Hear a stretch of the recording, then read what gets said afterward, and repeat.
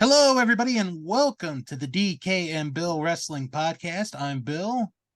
And I'm DK. We've been working hard for a week, people. Yes, this is the world's longest singular episode of a podcast ever.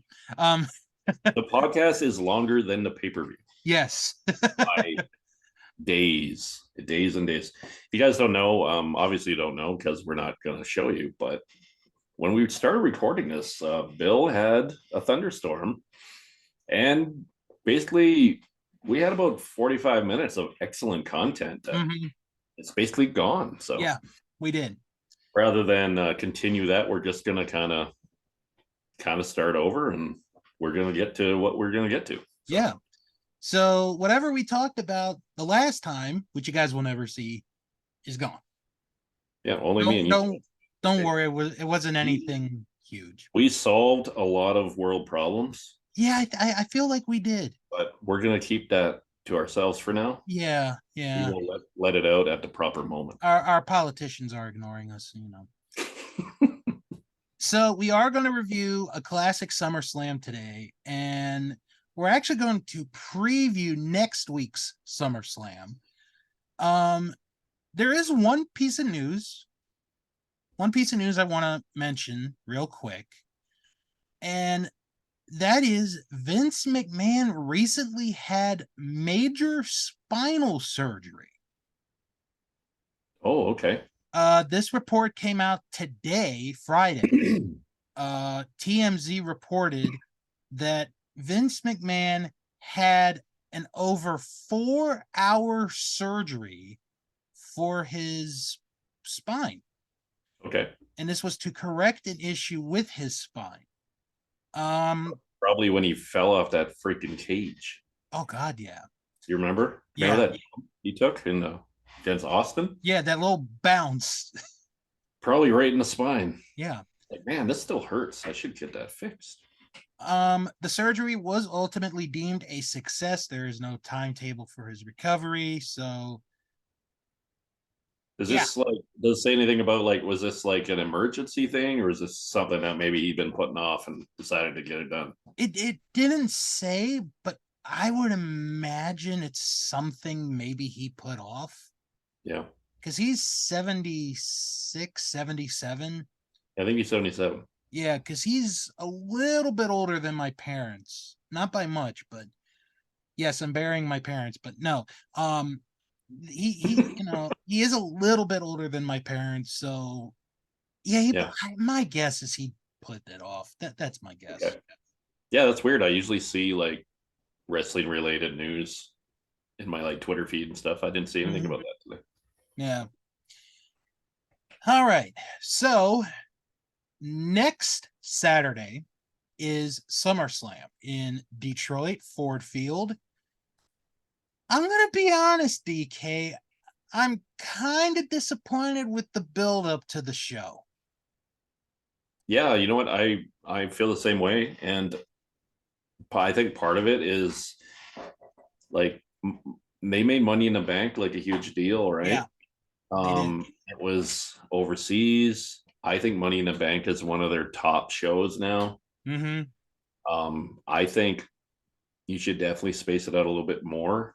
I would do WrestleMania in late March, and then you could do like maybe a small 2 hour show in late April, and then you could do a May, maybe Money in the Bank like they used to do that, Mm-hmm.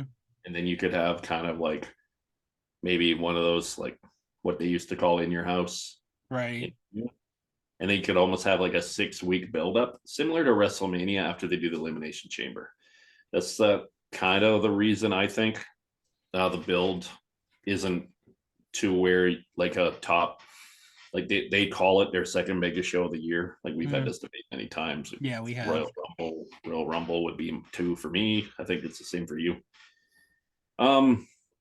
Yeah, I don't know, and I'm I'm like excited about some of the matches, Exactly. but I'm like, you know what? I'm not going to say it all right now. We're going to talk about it. We'll preview what we know. Yeah. We're recording this on the 28th of July, so Mhm. And They're SmackDown is going on right now. SmackDown's on right now. Um, I'm I usually record that and watch it later, and I'm sure we'll know our final for after Raw. Right. Probably all the matches, but Probably, we're gonna do yeah. our best. And if there's not matches that are actually announced, we maybe there's some rumored matches that we can. So here's what we have as of this moment.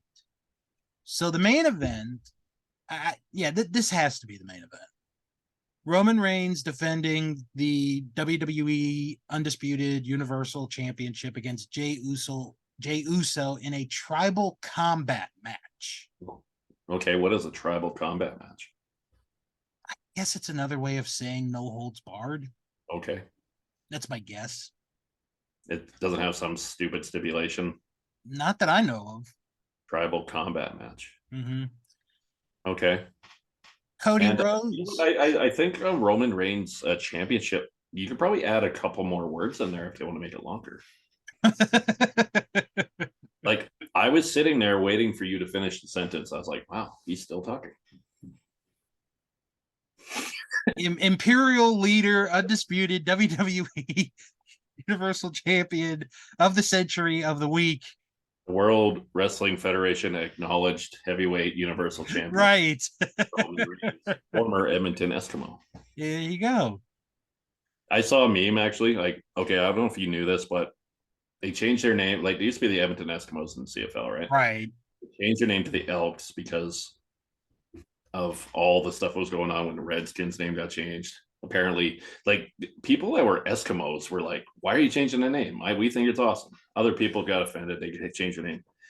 Now they have the record for most home losses consecutive in sports history. Oh no. If they lose their next home game, I saw a meme and it Oh. had Roman Reigns when he was an Edmonton Eskimo. It said, like, there's only one man that can save us. And he was like a special teamer. He was like The Rock. He got cut. Right. Wasn't a great Canadian football player, but I looked at the meme and I laughed. I didn't realize that. If their next home game is on ESPN Plus, It will be. I might want to watch that. You can watch, as far as what I've read and listened to up here, that the CFL ratings since ESPN got feeds has been really, really good in the United States. Yeah. Which is cool because the CFL is like, don't compare it to the NFL because no. it's not the NFL, but it's pretty good for, like, there's only 9 teams in the league. It's a little weird because there's always a team on a bye. Right. Like when they brought in the 9th team, I was like, you got to bring in a 10th team. You got to try to do it in the Maritimes. Politics just hasn't worked. So there's like 4 teams in the Eastern Division and 5 in the West, and three from each side make the playoffs. I could explain the whole thing. It's 3 downs. You get there's different kinds of rules. It's not like the NFL, but it's a fun, like, high scoring league. Check it out if you can. Unfortunately, my team, the Calgary team, is not doing extremely well, but Edmonton is 0 this year, so that's good for us. So can we call Edmonton the Elkimos? That's what I call them. Yes. That's so funny. Because my mom is like a huge Edmonton supporter, because that's where we were living when she started watching football.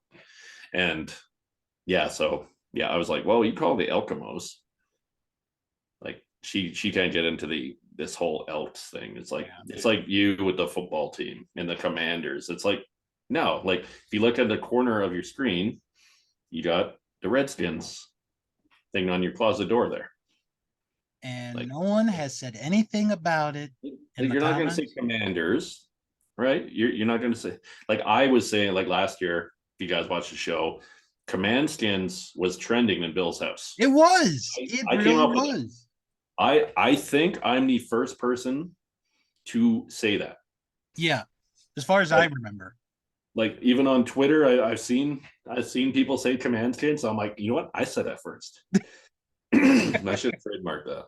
Command stance is great. Yeah, and then you could Sounds have a little weird, but then you could have Josh Harris and Magic Johnson, pay you for the copyright. totally. And You'd be a I did hear millionaire. that. Like, isn't Commanders like they might not have the rights to that? We might have to change the name again. Exactly. So Well, Dan Snyder's gone now, so you can just call it Redskins. Just go back. yeah, I Nobody will know. care. Come I on. know. Can I we I get want them to, but can we get past this sensitivity era? Like, do we have to wait for the decade to change over? In 2030, are we allowed to be the way we were? Can we please? oh boy. So people are like, "This is a wrestling podcast. What are you guys doing?" Yeah, let's get back to the. I have ADD, so sometimes I just get off rails. I'm like, All right. "Ooh, Well, let's ooh, get back. Well, I mean, this car, like we said, the build-up's not been the best. So, yeah, um, right." SummerSlam yeah, 23, which is it's funny. I was watching the SummerSlam 96, and my daughter was there, and she's like, "This looks old," and I was good like, girl. "It is old." And then I Good told her what year it was. I'm girl. like, then I started doing math. I'm like, this is old. Like 96 doesn't seem It that long doesn't. ago. It And then I doesn't. remembered I was in grade 8 in 96. I'm like, okay, well, I've been graduated for like a long time Yeah, now. I was going into the sixth grade that fall. No, fifth grade. I'm sorry, I was going into fifth grade. All right, let's get back to the card. Right. Cody Rhodes against Brock Lesnar. There is no stipulation announced at this time. Okay. Um, Like, because the rumor was for weeks, like, oh, they're going to have a stipulation for this match. Well, we're 8 days away from the show, and we don't have a stipulation. okay.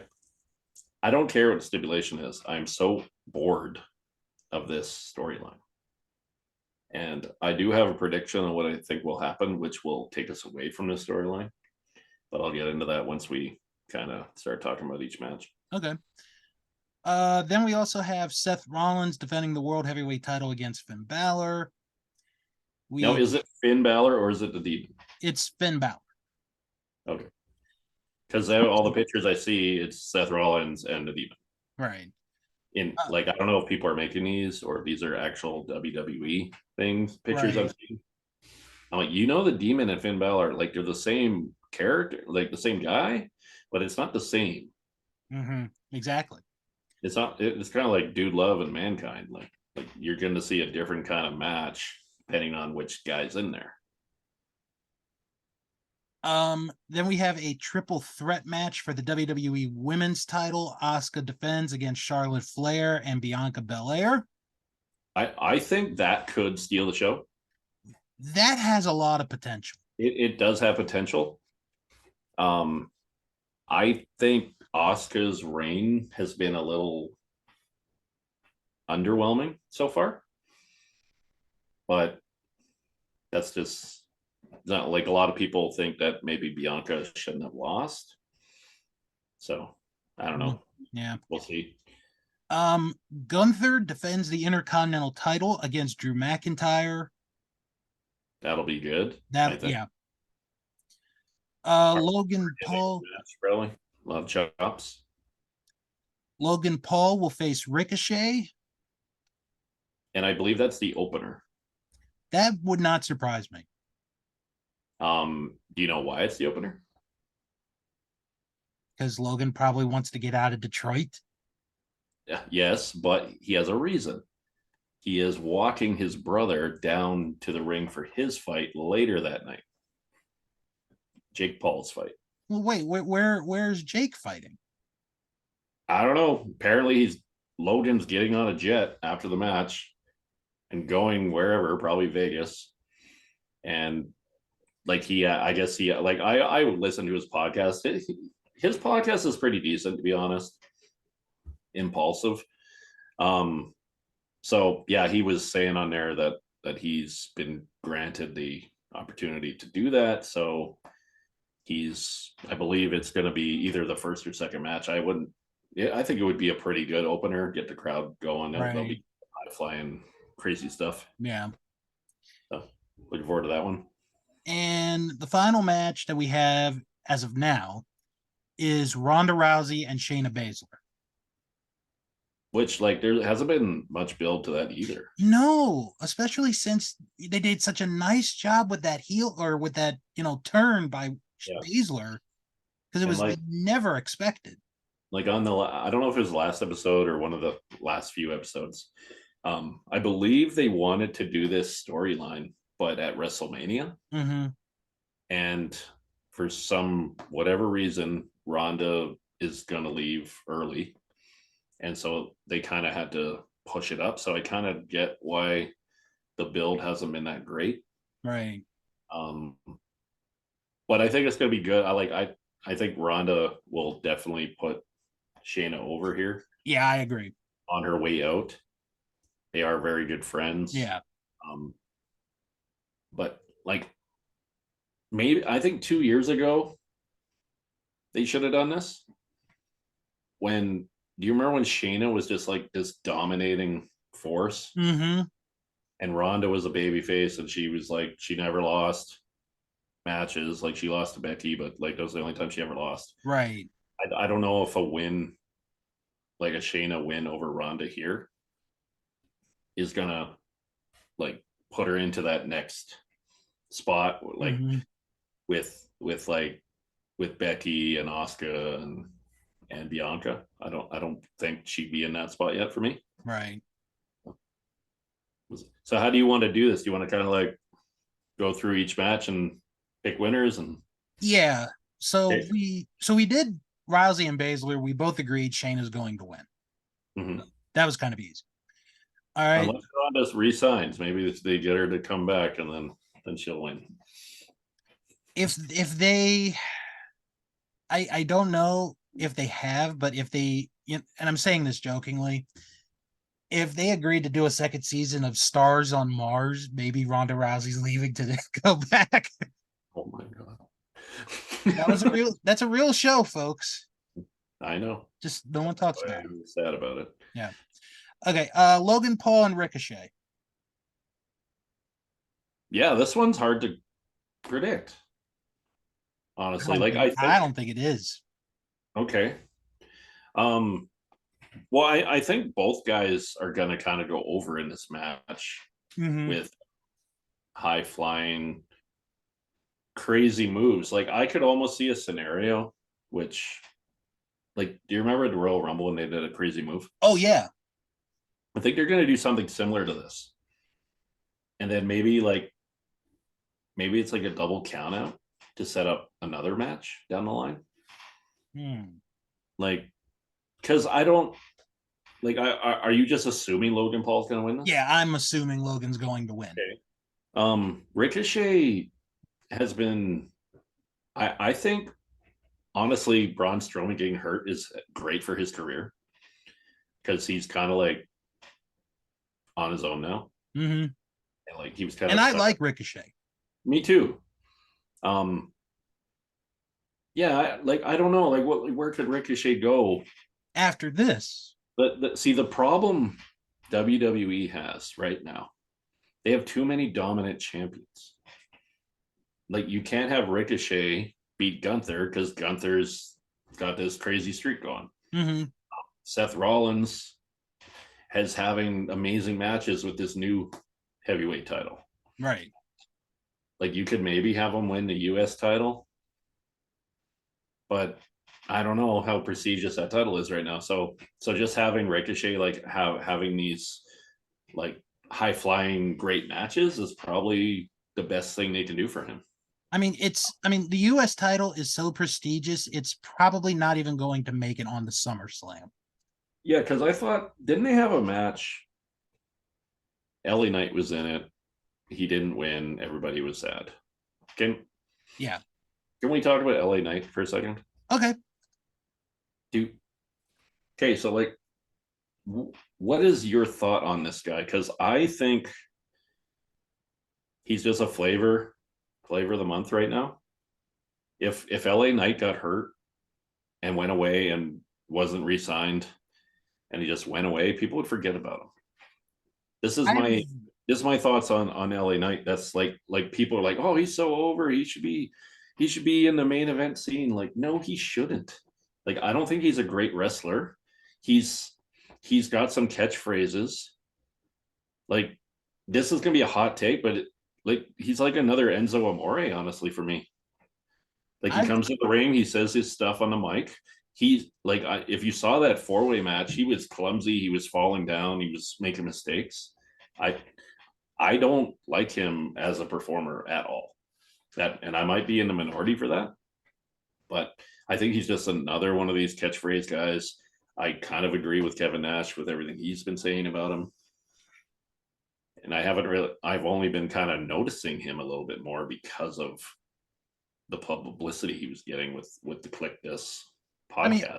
I've I've seen some of his previous work before he got the WWE, Yeah. and he is very good.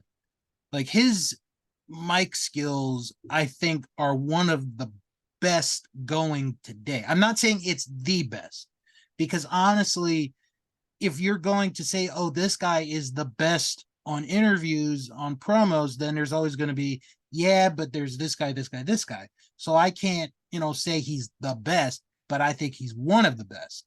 Okay. Um, if you really want to look up, like, maybe where he was at his best in the ring, I would say his days in Impact were his best days. And even NWA for a little bit, he was really good there. Okay. Um, Yeah, like maybe I just haven't seen enough of him. right. So yeah, I'll go back on YouTube and check him out.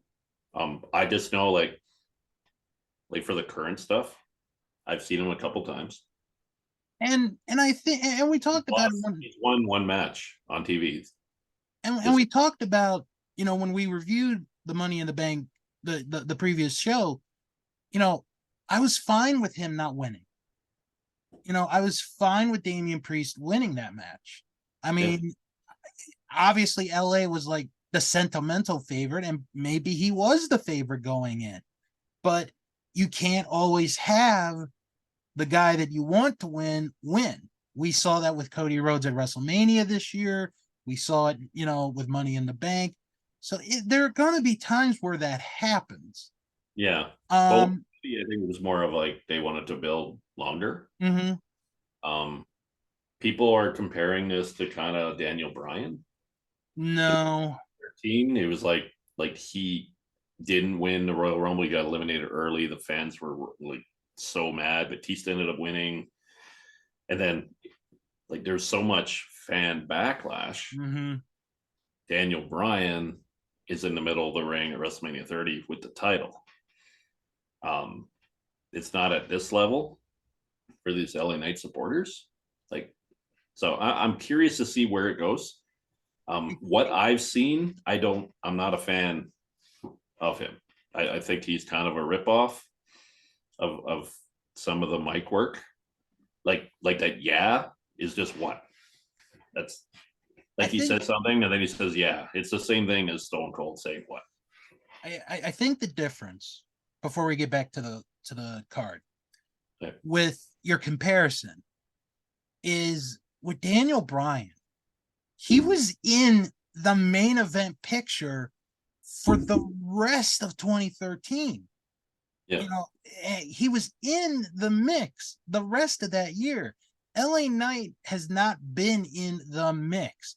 He's only been upper Yeah. mid card. I just meant like the way the fans want, Right. like the fans wanted Daniel Bryan to be the champion. And then we ended up getting one of the best WrestleManias ever. Yeah. And that match with Triple H was like probably the best match on that show. Mm-hmm. So, which we've talked about before. So. Yeah. Sorry All to right. interrupt your with the card. That's fine. I like having debates with people on like Twitter or Facebook or wrestling groups, and like I am in the minority with LA Knight, Yeah, that's but fine. I like to see what other people think about it. So Okay. All right, let's go to Gunther and Drew McIntyre. yeah, man, this is gonna be a good one. Yeah. Probably pretty similar to the Sheamus Gunther Drew McIntyre match. Mm-hmm. Hard hitting. I don't see Gunther losing. No. He's he's gonna. Yeah, I think he's gonna take this thing as far as it can go. Like he's at over 400 days now, right? 411 days as of this recording. And what's Honky Tonk's record? 454. Okay, so like we got this kind of like I always like when people first win a title, I don't think it's like the writers are like, okay, we got to get them to this date. No. But once you get the momentum, like I think Gunther is gonna he's gonna take it all the way. I think he's gonna win the Royal Rumble next year, the way he's doing his thing, especially after he did it last year, going from one and getting eliminated at the end. Mm-hmm. Um, it'd be interesting with his being a heel. Yeah. How it work? And he's so good as a heel. Yeah, like I don't mean to sound prejudiced or something, but like I don't know how you can make him a babyface in North America. I Like don't how do you think do it? you can. Like I know it's 2023 and like if you look in the 80s, it's like Hulk Hogan, the American, who was Mm-hmm. always face. There was always like some European guy that was the heel because Right. he's evil because he's from the evil European country. Mm-hmm.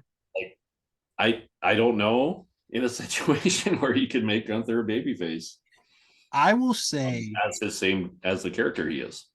I will say right now, Gunther has been the MVP of WWE this year.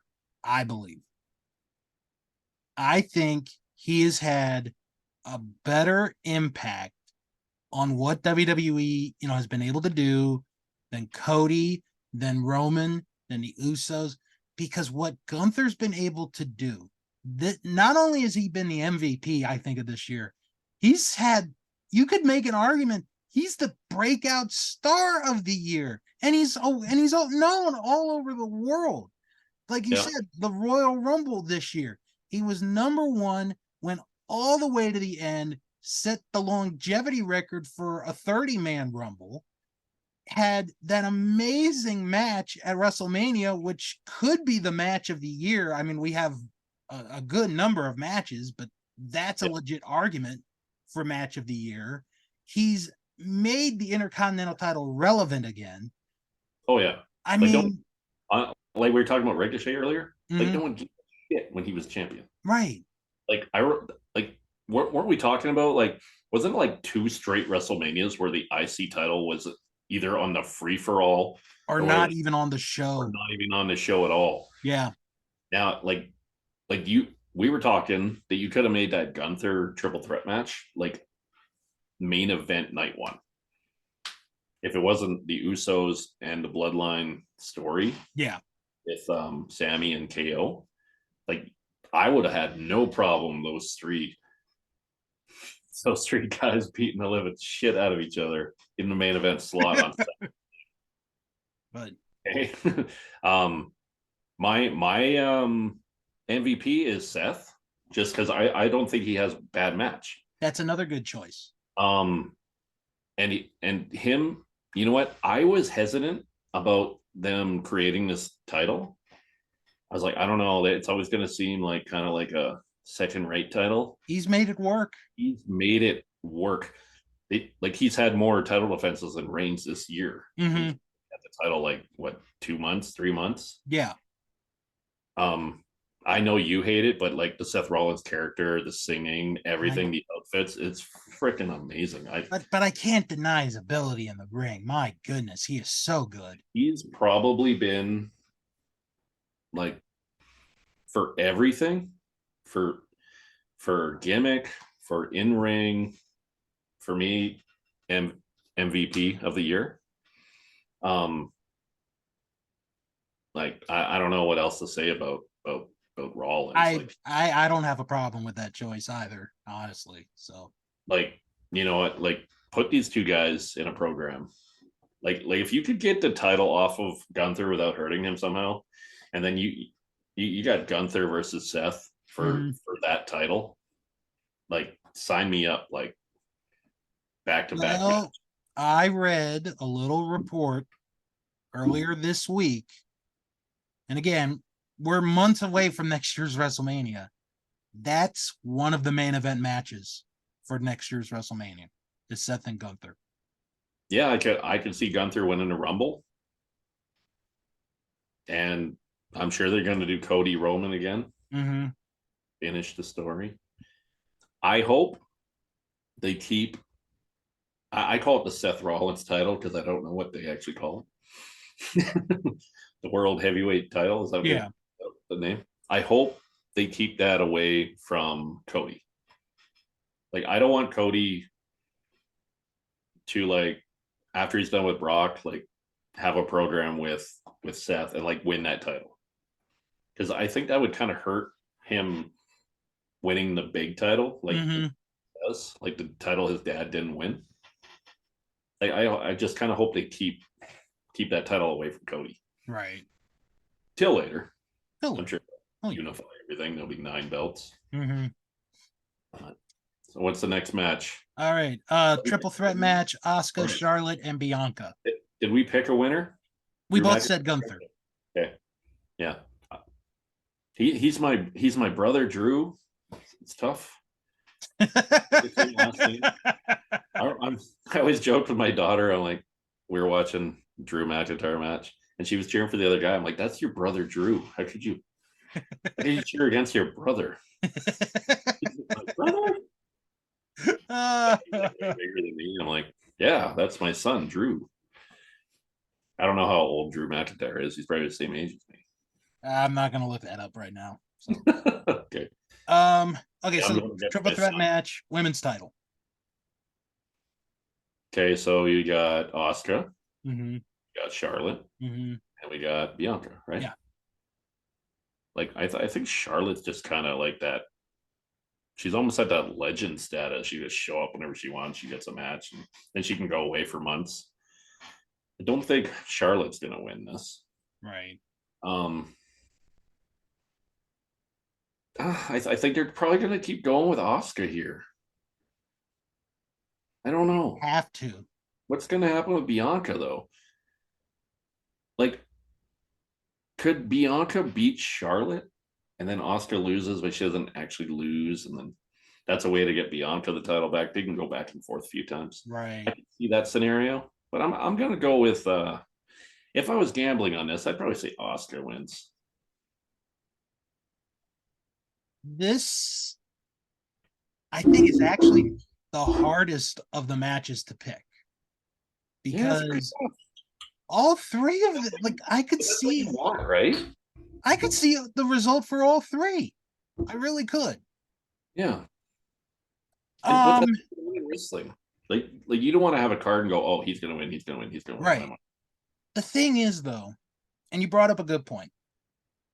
What do you do with Bianca Belair? Because her quote unquote time is not done, not by a long shot. Right. You can give her a break in, either being in the title picture or being, or chasing the title.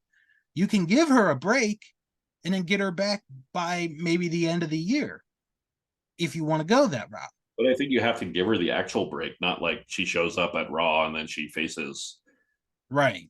somebody else. I think Asuka wins this one, but Over Bianca or over Charlotte? I think Charlotte. That's weird. Like I'm kind of thinking the same. But I don't know. Maybe Charlotte wins it and then she holds on to it for a bit. Right. I don't know. Yeah, we'll see. Then you got Io. Io's there. Yeah, she's got her money in the bank Got cash the in. briefcase. Yeah, Maybe damage control comes down. And it's possible. All right. Then we have Seth Rollins, Finn Balor, World Heavyweight title. it's Finn for sure, right? It's Finn. It's, as of right now, regular Finn Balor, no demon. Okay. Judgment Day is all there, right? Probably. I really, the Judgment Days won me over. But I really want to see, um, I want to see Finn win because he never really got that win He since, never got that run. and it's Seth. It's SummerSlam. How many years ago? 29, was it 2019? 2016, I believe. 2016. Oh my God. I feel old. And we're about to review SummerSlam 96. Yeah. um, yeah. I'm thinking, okay, so I can't believe I'm saying this because I was just saying how great Seth Rollins is. Judgment Day is going to help Finn win. Okay. Mm-hmm. Celebrating in the ring. Finn's going to win the title. And then they're going to turn on him. And then Damian Priest is going to cash in. Ooh. And Damian Priest is going to win the title. And he is now the new leader of Judgment Day, even though Rhea Ripley is really the leader. Right. Everybody knows that. And she has a streak of not being pinned. It's like 480 days. Yeah, it's been a long time. Like, Jesus, all these big time people must have creative control. Okay. Because Rhea doesn't have a match. Yeah, not at this moment. She's women's champion, second biggest show of the year. She doesn't have a match. Doesn't have a match. Okay. Here's my thing, because Seth he did an interview recently, and he said that he needs some surgery. One of them is he needs a back surgery. And Yep. part of me is thinking, could this be the time to take the belt off Seth? Because if you do, and then he goes away, he'll be able to get back, whatever momentum he has right now, I think. Yeah. But at the same time, and it's nothing against Finn, Seth has brought credibility back to the world heavyweight title, to the point where I think you can make the argument that the world heavyweight title means more right now than the WWE title. In the 2 months it has been brought back. So it's definitely more exciting. It is. I'm going to say Seth wins the match. Okay. And I don't know if Damian Priest cashes in or not. I don't know. Well, I think there's been so much foreshadowing of Damian Priest cashing in, and like that time, like I think it was, I don't know if it was a Raw or if it was Money in the Bank or whatever, when Finn seemed like he was going to win. Yeah. Damian just stood up. I think that was Money in the Bank. Right. All right. So it almost seems like it would be weird if he didn't cash in on Finn. Yeah. Just because of all the foreshadowing they've been doing. All right. Then we have Cody and Brock In a nothing match. in a nothing match. And nothing's on the line. Nothing's on the line. Okay. So Cody goes down to the ring after WrestleMania. He's a little upset that he lost. And then now he wants the tag match because Roman doesn't want to fight him for the title. Mm-hmm. And Brock comes down to be his partner. Okay, this is cool. And then Brock turns on him. He's still mad about it. Get over it, man. It's been 5 months, 4 months. Jokes aside, I'm like they have to be going somewhere with this. And I think they are. There's a rumor of a certain guy returning again. I don't know why they keep hiring him. I don't know what's going on. Bray Wyatt's returning SummerSlam to attack Cody Rhodes. That's my prediction. I hope he comes back as Bray Wyatt, the Louisiana guy with the hat, not the Fiend. Okay? This is rumored. The rumor is Bray Wyatt is returning to attack a big time superstar. I think Cody beats Brock. Okay. and then maybe the lights go out after he wins. Because Brock could lose 10 matches in a row. He's still freaking man. Doesn't matter. Yeah, so and then I think that would set up like a program between Bray and Cody, and that would be like must see TV with the promos back and Mm-hmm. forth. As long as it's Bray Wyatt, rocking chair, Mm-hmm. old music, the lights, not the Fiend, not the Firefly Funhouse.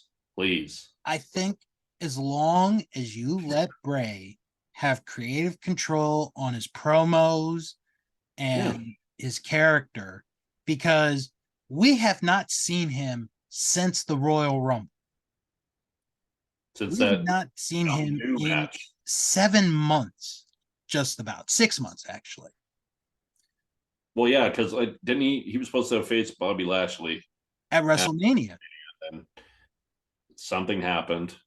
Nobody really knows. They said an injury. I think It's never been explained. more of a personal issue, probably. So I hope it happens because I think that would be a nice change of pace. Cody's a main eventer. Mm-hmm. He's great on the mic. He's a great wrestler. Everybody wants to see him succeed. I think that would be a nice roadblock of Bray Wyatt as a heel, as Bray Wyatt, not the Fiend, I not don't know. stuff, just Bray Wyatt. I don't know if Bray's going to be there. I've heard that rumor as well. Him and a certain guy with three initials. I've heard that rumor as well. Um, I don't know. People need to get off that. Randy Orton is never coming back. He's retired. He's had injuries. I don't think he's ever coming back. I think this is a riding to the sunset kind of guy. I don't see him coming to Raw and announcing his retirement like in a heartfelt speech like Daniel Bryan or Edge did. Right. Like, What he'll do when he announces his retirement is he'll take someone's purse and crap in it. So yeah. sorry I had to do that. Okay. But I think Cody's going to win. I do. That would be cool if Randy Orton came back, but I've been seeing reports of Randy Orton coming back for a year and a half and Yeah. hasn't come back. So I just stopped listening to it. All right.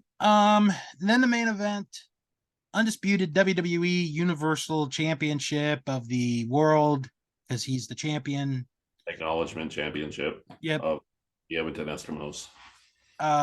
Roman Reigns, Jey Uso tribal combat match. We believe it's going to be a no holds barred match. That's what we. Why do they have to call it that? Hey, that's what the tribal elders wanted. Okay. Do you think somebody else gets involved here? Maybe an older bloodline member used to stick his ass in things. Maybe. I think so. Now you can't come down and start dancing around like you used to. Oh no. Remember badass Rikishi after he ran over Stone Cold for the Rock? And he had such an underrated theme. I Yeah. loved that. I loved heel Rikishi theme. Heel Kishi. Yes. Yeah, I think Roman's gonna win. I It would be fantastic television if Jey Uso hit him with the super kick, 1, 2, 3, and he's the 9-word champion. Mm-hmm. But where do you go from there? Yeah. I'm sorry, Jey Uso is a tag team guy. He's in the greatest tag team of all time. Like they are the goats. Like people can come at me about that but like look at the resume. Like the Usos now I think Jimmy, I don't know if it's storyline or I think it's storyline. but they said he's out for the foreseeable future. So I don't know if they just wrote him off because they have all this stuff planned for him and Roman pre WrestleMania season. But I just don't see like what could they do if Jay wins the title? Like, who does Jay face next? Because I think if Roman loses the title, he's gone. Mm-hmm. Like, it's not like he's going to come back on SmackDown and invoke his rematch clause. Right. After everything they've done, they got merchandise, 1,000 days. He's got the 1,000 day title. He's got 3 belts. Like, which you think when you get a new title, you just like Retire the other two, but no, I'm gonna keep them. like when Austin got the new title, it's not like he started walking around with the winged Right. eagle and the new winged eagle, which Right. was badass. But, yeah, I'm Roman's gonna win, and I think there will be interference from some bloodline member. It could be like, is it Roman's brother? There's supposed to be a new guy coming up. The No, whole Anawahi they're all family related. I know tree. it's either, I don't know, man. Maybe Solo interferes and Jay wins the title. I don't know. It's gonna be Well, interesting. okay, But my prediction: Roman wins, shenanigans. That's how it happens. I think okay. Rikishi interferes against his. So I'm going to tell you who I think is going to win, and then Okay, I'm going to throw out a. Let's just throw it on the wall, see if it sticks kind of situation. that's quite the picture you're painting here. All right. Okay. So as far as the match goes, it's going to be chaos. I'm just going to call it like it is. It's going to be chaos, but it's going to be a hell of a match. Okay. Roman will find a way to win this match to keep the title. So Roman's win. Although I know people want Jay to win it because the whole bloodline story began with Jay, it should end with Jay, and that's a valid argument. It is, but like you said, DK, Jay's a tag team guy. He just You could have Jay beat Roman down the line when Roman's not the champion anymore. mm-hmm. Jay Uso can't be the heavyweight champion. I'm sorry. Does that make sense? Okay. So part of what I'm about to say is my creative booking, and a little bit of what DK said earlier when we were going through a particular match. So again, I'm not saying this is going to happen. I'm just throwing out a hypothetical situation. So let's say the match happens. Well, of course, the match happens. Roman wins. It happens. It's the main event. Solo gets in the ring. Roman thinks, he and Solo are going to celebrate. Mm-hmm. This is where you turn Solo. He hits the Samoan spike, beats up Roman, knocks him out. Solo leaves the ring. He leaves Roman. Then Judgment Day music hits. Oh, what? Hear me out. Hear me out. Hear me out. I'm not saying this is going to happen, but it's just something in my mind. WWE hire this man. He knows what he's doing. First day on the job. I heard they did. They're talking. They want to make Roman babyface. I'm like, this would work. You want to do it? Okay, because you have right now Rhea Ripley, World Women's Champion, Dominic Mysterio, NXT North American Champion. Oh my god, that's so stupid. Yeah, but it's fun. I like it. Talk about that. God damn it, fucking Dominic's like the best heel in the business. You told me that 2 years ago, I'd slap myself. Okay, Finn wins the World Heavyweight title. Damian sees all 3 with a belt. Damian runs out, cashes in the briefcase, beats Roman Reigns, becomes the undisputed WWE Universal Champion. Judgment Day has all the gold. I'm not saying it's gonna happen, but then they'll create a new title for SmackDown. they don't need to. They don't need to. because Damian can be on SmackDown. He doesn't need to be on both shows. He could still be part of Judgment Day. Roman's going back to Edmonton to help the Elks win. I get it now. I like it. Oh my god, that would be so terrible if that happened. Damian Priest can't be the WWE champion. I don't know. If it Makes more happens, sense if he like cashed in on Finn, but I love your random booking craziness. It would be hilarious, and like I'd be like that guy like when Undertaker lost at WrestleMania. right? If Eyes it wide open. happens, if it happens, folks, I will screenshot a picture of TK's message to me if that happens. That'll be me. I'll send you a selfie link. Be like, I actually will be on holidays during be like, SummerSlam, you so I don't know if I'll be able to mother. watch it live. I might have to like stay off like media so I can watch it when I get good TV. But again, I don't think that will happen. It's just, it would be different, but it just, that'd be interesting. The Solo turning on Roman, because then Roman would Paul Heyman stay with Roman? I would think so. Yeah. Because if you want to turn Roman babyface, you gotta Paul has to be gone. Mm-hmm. Paul has to side with Solo or something. I could see him doing that if when they eventually break up that faction, Right. because Solo doesn't talk, right? So Mm-hmm. you got Paul be his mouthpiece. If you ever wanted to get Roman away and like kind of, I don't know what they would do. Like you can't be the tribal chief babyface. Like, would he go back to that awful big dog character? I don't know. God, I hope not. I don't know. Interesting. Yeah. So we're kind of like all picking the same guys. Except the world title match. The world. Yeah, like I picked. You I think Finn. I had. I think it'd be a good opportunity but this is for Judgment Day to do their like for a cash in. Now is that just your crazy booking idea, or do you think there's No, that's just a crazy booking idea. So what do you think will actually happen? You think Roman just wins? I think Roman wins, but I could see Solo turning on him.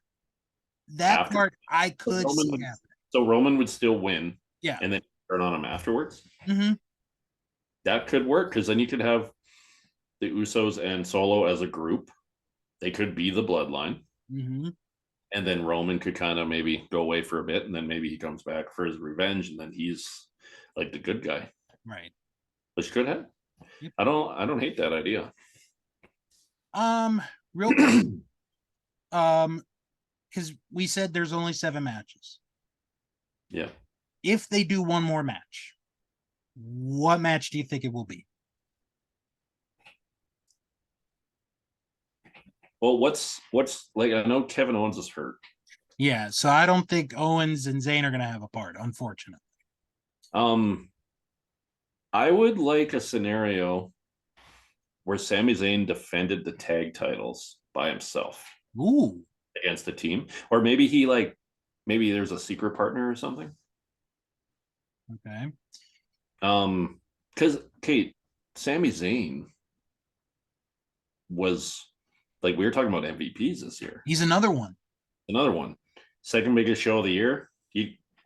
I think you got to get Sammy on the show somehow. Yeah. So you're predicting, or you want a prediction for another match? Like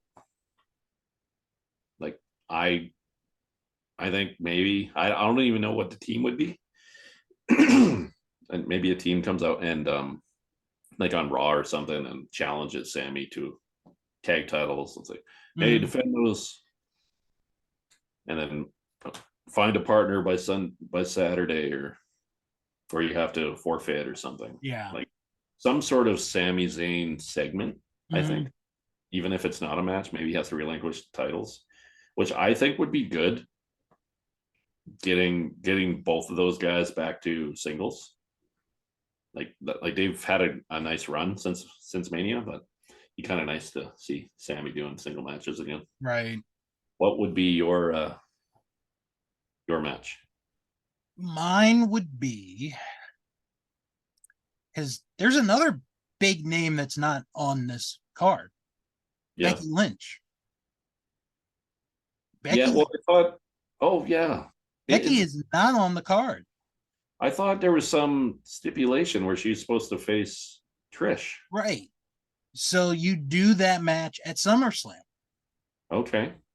But isn't she supposed to face Zoe Stark? And then Yeah, she they went, did that. And they already Becky did. won. Okay. So, okay. Yeah. Well, it would make sense that they would have that match. I'm sure they'll announce that one. Yeah. But It's like, that's the only one I could think of why would because you keep Trish around and then have a match at like the September pay per view? Like, one, because have it at the big show. the US title I don't think is going to be defended at this show. Because ever Who's ever the number one? since Who's the number one contender? Who won that match? Santos Escobar did. Okay. Because ever since that match at WrestleMania with Cena, Theory has been nowhere in the picture. Yeah. Like, I think he's had one pay-per-view match since WrestleMania. Isn't that kind of what John Cena said was going to happen? Mm-hmm. And he was right. Yeah. Okay. So now that we have talked about this year's SummerSlam, Yeah. People are like, going, you're going to review the show already? Yes, we're going to review a classic SummerSlam. It is SummerSlam 1996. Took place in Cleveland, Ohio at the Gund Arena. About 17,000 is the attendance for this show. Pretty good attendance, I'd say. That's a pretty good attendance. They had a bigger gate for this show than they did last year's SummerSlam. Last year, or 95, they made $353,000. This show that we're about to review, they made $413,000. Okay. However, the buy rates are different. SummerSlam 95 did a 0.9. SummerSlam 96 did a 0.58. Okay. So it is more people bought SummerSlam 95. I'm trying to remember. What was the main event of SummerSlam 95? Diesel and Mabel. But it had Shawn and Razor, the ladder match part 2. Shawn Razor 2. Yeah. Which, like, a lot of people say like WrestleMania 10 match was so much better. Like, I think the SummerSlam 95 match was pretty good. Yeah. Like Shawn going over, and they were both kind of good guys, so it was a little bit. Now, before we get to everything SummerSlam, we are about to go around the wrestling world. I'm working on. I'm gonna work on finding a theme song for that. So yeah, because I like when you say that, and I'm getting excited, and then I'm sitting here, and I'm like, I should do something while you're getting pumped up. Okay, so let's start with WCW. They did not have a house show that day, but on an episode of the main event, Braun the Leprechaun made his in-ring debut, the newest member of the Dungeon of Doom. And remind people who he was a few characters, right? Yeah, he was most famously Sergeant Buddy Lee Parker. That's it, Buddy Lee Parker. Yeah. Because I remember when we recorded this the first time before we lost power, I remember Googling that and being surprised. We're on the Leprechaun. So that's WCW. They had a Nitro the next night. We don't have to really go into that Nitro. So this is summer '96. This is like beginning of NWO, basically. Yep. They are over a month. Well. They are over a month into NWO. Is Bash at the Beach, is that June or July? Okay, so like the month prior, Hulk Hogan heel turn. Yep. So this is big time for WCW. Oh yeah. Okay. ECW did have a show the day of SummerSlam 96. It was held in Staten Island, New York at the Sports Fest. Over 1,000 people. Nice. in attendance for that. I have the results here. Stevie Richards defeated the Sandman for the ECW title. I have to explain this. Yeah, Um, I don't know ECW and they hear that. They're probably Raven is the champion at this time. So okay. they made a stipulation stating Stevie Richards would defend the title on behalf of Raven. Okay. So Stevie won, Raven kept the title. Louis Spicoli defeated Hack Myers. Bubba Ray Dudley defeated Devon Storm. Mikey Whipwreck defeated John Cronus. Too Cold Scorpio defeated Perry Saturn. Terry Gordy and Tommy Dreamer defeated Brian Lee and Stevie Richards. ECW television champion Shane Douglas defeated Pitbull number 2. The Gangstas, who at this time are the ECW tag champions, defeated the Samoan Gangsta Party. And your main event, Sabu defeated Rob Van Dam. So they didn't have the ECW championship as their main event. Nope. It's a little interesting. Yeah, it's Yeah, certainly. Sabu versus Rob Van Dam. That sounds like it should be the main event. Yeah. Okay, so we have to talk about the pre-show real quick. Yeah. Because there's a lot that happens on this Kind of a pre-show. big match. Yeah. So remember 2 months prior, King of the Ring, Stone Cold Steve Austin wins the tournament, cuts the famous Austin 316 promo. He is on the free for all. He is in the dark match for SummerSlam against Yokozuna. And Goldust and Mark Marrow are on the pay-per-view. Yeah. Okay. The match is infamous for the fact that at the end, when Yokozuna went for the Banzai drop, the top rope broke. Yep. And Stone Cold got the win. Yeah, I think it's like a minute 59 or something. Yeah, it is. It's a 2-minute match. And I know I asked you this last time, but do you know if it was supposed to happen?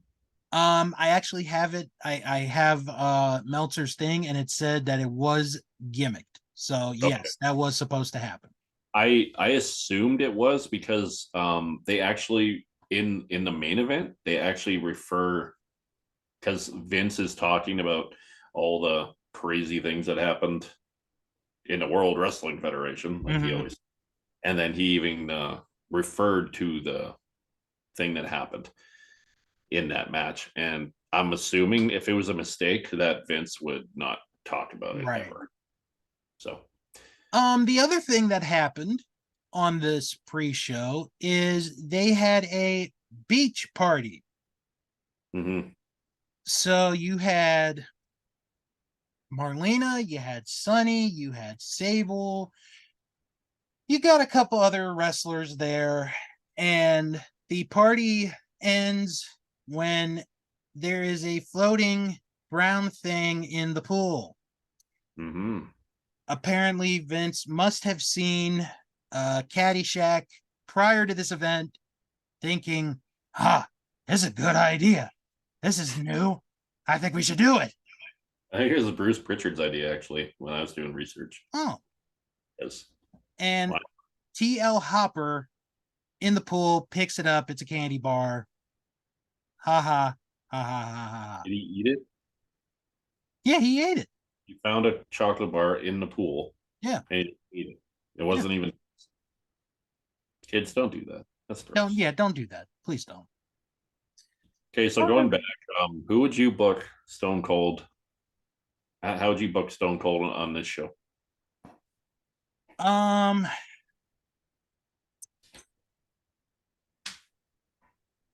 That's tough. I was thinking about it, and I thought it was a travesty after the King of the Ring, right? How do you not have him on the show? And then I started thinking, I'm like,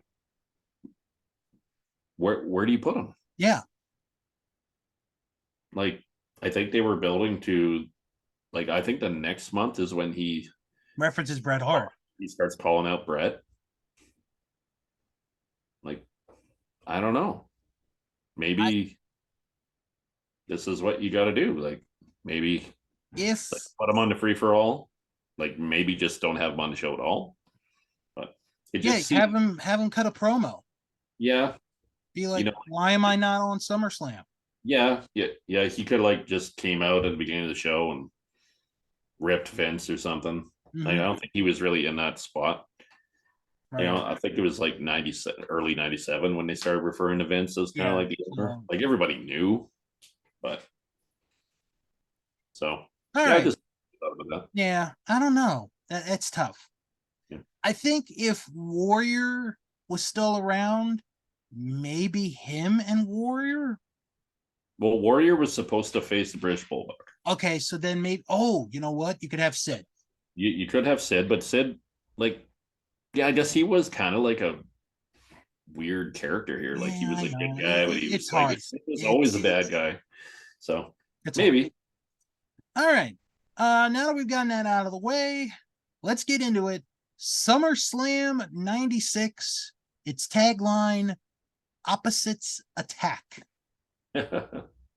Vince McMahon, Mr. Perfect, and Jim Ross are on commentary for this show, and we begin with Owen Hart and Savio Vega. Yeah, like this is a fun match. I always liked Owen matches. Like I'm from Calgary. Like if Owen, if you can find a bad Owen Hart match, let me know because I haven't seen one.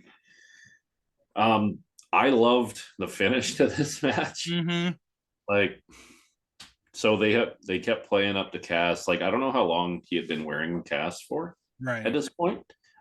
There's a spot where like Owen kind of puts the cast behind Savio's head, and they fall off the rope, and then Savio's like pretty much in trouble here. Yeah. He pulls the cast off, hits him in the head with it. Instead of pinning him, he puts the sharpshooter on him and he puts his arm in the air, like, oh, I'm the greatest.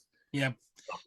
Um, I thought the beginning was a little bit slow, but it does pick up Yeah. towards It the was good second opener, half. though, I thought. Yeah, it's a decent match. Owen getting the win, I thought that was good. You know what? I'm actually changing my grade after Yeah, two. I gave it a C. I had it at a C minus. I bumped it up to a C. All right. So after the match, Justin Hawk Bradshaw comes out because he's in a feud with Savio Vega, and he attacks Savio. Okay. That's pretty much it.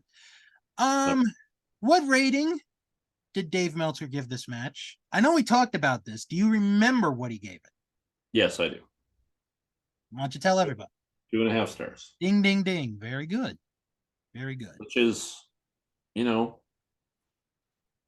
okay. So if a 5-star match is perfect, 2.5 would pretty much be a passing grade. Yeah, I'd That's say right. about the middle. Yeah, That's that's kind of yeah, like where we are. yeah. So you know what? I don't always agree with Dave Meltzer. That's obvious, but I kind of like how you bring up what he thought because then we could kind of like maybe say, hey, you know what? I agree with Dave on this one, or oh, you know what, Dave, you don't know what the hell you're talking about with this match. Now, I forgot to mention, and this is important. Jim Cornette is not at ringside for Everything this you match. say is important, buddy. Okay, Well, want I you to know, know. but But he's but getting um, ready. but yeah, Jim Cornette is not at ringside for this No, match. He's training Vader. and Clarence Mason comes down. Yeah, because that's going to end up being an important thing in the very near future. So, Yeah, okay, now we go to this is one of the lowlights of the show for me. there's a few lowlights. Oh, yeah. Four-way elimination match for the WWF tag team titles. The Smoking Guns defend the titles against the Godwins, the Body Donnas, and the New Rockers. And I said this in a post last week in a Facebook group because someone was talking about WCW tag teams in 96. And I Yes. was I watched SummerSlam and I'm like, yeah, night and day. between the tag team divisions, because that was always one of the things for years. The WWF, I feel at times had the upper hand on WCW, was they had the better tag team division. Yeah. Not in this time. No. And No. this match is a perfect example. Oh god damn it.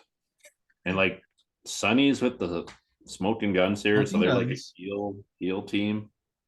Yeah. I couldn't remember. Like I was like, okay, when did this happen? Yeah. Like I remember watching, like we did a review of WrestleMania 12 a few months Mm-hmm. ago. I don't think she was with them then. So like it must have happened at like one of these lame in your houses. Yeah. So Okay. So two things I want to bring up, and then we'll get into the match. Skip has a neck brace on. yes, he does. The reason he has a neck brace on, and it is mentioned, is he hurt his neck during a match at a recent MSG show where they fought the Smoking Guns. Okay. And it was to the point where it was like, we're not sure if we're going to let you actually compete in this match. Yeah. And they clear him. But how much action does he get? We'll Not let a you lot. know in a couple of minutes. The other thing, and I'm just going to mention, I'm actually not going to complain on this one because I understand the whole backstory. I'm gonna complain. Okay. They edit out "Don't Go Messing with a Country Boy." But the funniest part is when the music starts playing, you hear Vince McMahon go like, "Way," and it's just so random. Okay, so you need to move to Canada because they don't edit it out in Canada. What I know. are you talking about? Now, I actually know the reason behind this. Because they didn't want to pay whoever wrote the song? Yeah, WWF does not, or WWE does not own the rights to "Don't Go Messing with a Country Boy." Hillbilly Jim and another person own the rights to that song. The company is worth how many billions? Billions of dollars. How much does Hillbilly Jim's family need so you could play this song at an old pay-per-view on demand? Like $14 probably gets it done. Oh, Sorry. like, anyways. I mean, Uh, yeah. he does have. I want to say he has, or he either has or had, um, a show on Sirius XM radio where they play like bluegrass music. Sweet. That sounds I fun. don't know if that's still like, I don't know if he still does that or not. If Okay, and someone knows, please tell us, inform us. here's my complaint about this match. I never understood four-way tag match where you could tag Tag. whether you want. Mm-hmm. Like, why would I do that? Like, Yeah. this is a little different because it's an elimination match. Mm-hmm. Because I remember there was a four-way match, and then you can only win the titles if you get the pin, and then you're tagging another team. So both of your guys are on the outside of the ring, so there's no way you can win. Right. Like you might as well just go to the back. But at least it was elimination. Yeah. In this situation, but still really stupid. Because at one point, Bart and Billy are both tagged. Huh? And they have to fight each other. And they're doing the Why? whole, Who's making them? Like you have to punch him. you have to touch them. Oh, hit Exactly. him harder. That's illegal. So the first team that gets eliminated is the Body Donnas. Skip never enters the ring. There's probably a reason for that. And this ends up being Skip's last pay-per-view for the WWF. Yeah. Like let me see when he's This is the last pay-per-view, really? Yeah, he's gone. I thought they were around in Survivor Series. Nope. I thought they were in a match. Maybe No? I'm thinking 95. Yeah, you're thinking 95, the show we've reviewed. Mm-hmm. Right. 95 So, and 96 kind of get intertwined for me. yeah. I'm trying to remember like which one's which. So the new Rockers come in, and their entrance was, oh my god, I kind of laughed because Al Snow, Leaf Cassidy, he's doing his shtick, and Marty comes in and he's like, Al Snow is Shawn Michaels now. yep. And Marty doesn't give a shit. No. He just wants to be done. Yeah. He's like, He's like, oh my god, can we get to the bar already? Like, get geez. me out of here. I can't wait till that Dark Side of the Ring episode comes up. Oh my god. That is you know what? I'm gonna make a prediction right now. That when it's over, that will be the single most talked about episode of all time. And it probably already is. We should maybe do some Dark Side reviews down the line. Yeah. So eventually the new Rockers get eliminated, and as they are leaving, and you have to catch this. Does it have to be the new Rockers? Can't you just be the Rockers? You know.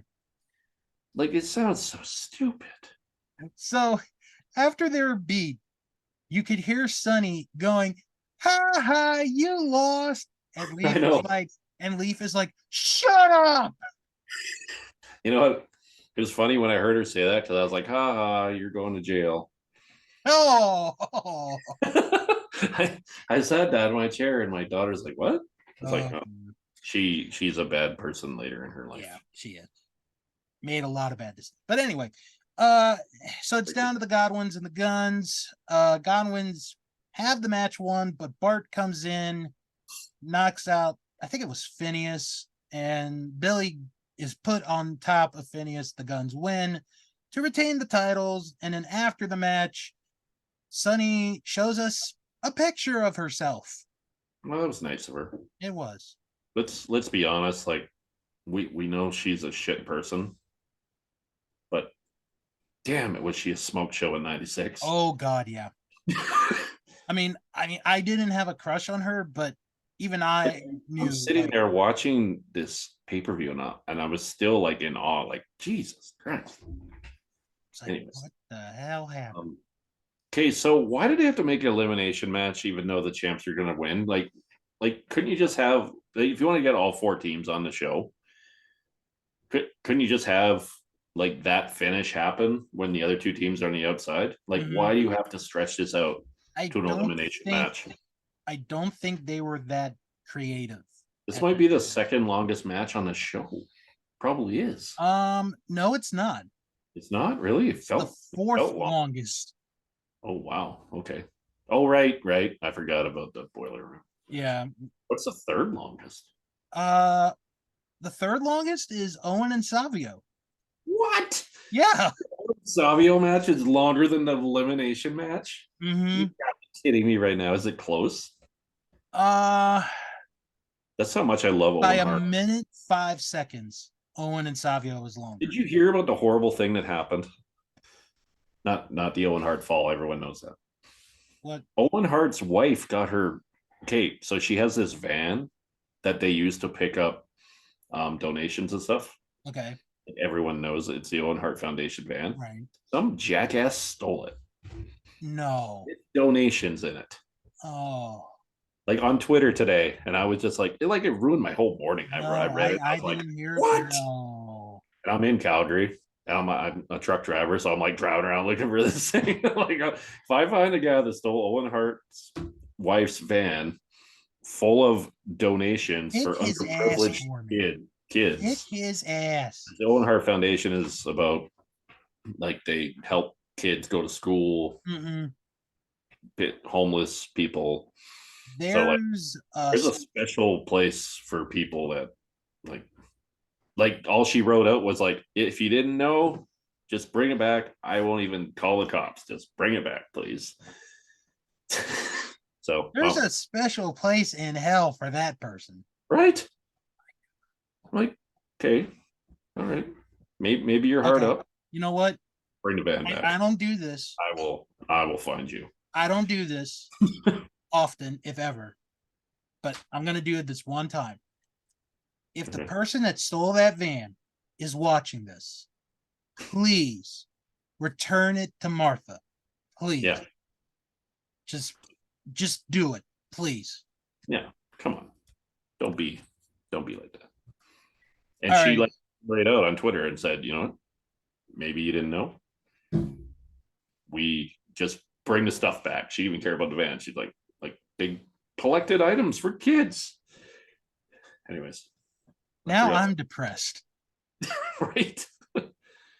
Like, don't you think she's gone through enough in her life? She's Anyways, I mean, you know what? she's an Real quick. Real quick. I've said my things in the past negatively about Martha, but after watching The Dark Side of the Ring, I was like, you know what? She's Yeah, right. I'm wrong. totally. I messed up. We've talked about this many times, Oh and I yeah. will talk Yeah. about it many more times. Yeah. So Foundation is the Hall of Fame for him. I'm on Martha's side. Totally. So okay. What grade did you give this match? Oh, the tag match? Yeah. D. I gave it a D as well. D for delightfully terrible. I was just bored. All right. So, what rating did Meltzer give this match? I actually know, so I don't want to say it, but it's kind of funny. Didn't he say dud? Yep, he gave it a dud. So is a dud like just like an F, and he doesn't want to say F? Basically, Okay. So we're a little bit higher than old Dave we here. must have been in a good mood that day to have given that match a D. Yeah, I don't know. All Well, right. okay, so for wrestling, it was F, but Sunny was there. So a little bit. Okay. She adds at least half a grade, right? Forget what she does in her life. 96 Sunny. Yeah. You know. It's her peak. Um, okay, we have a video package.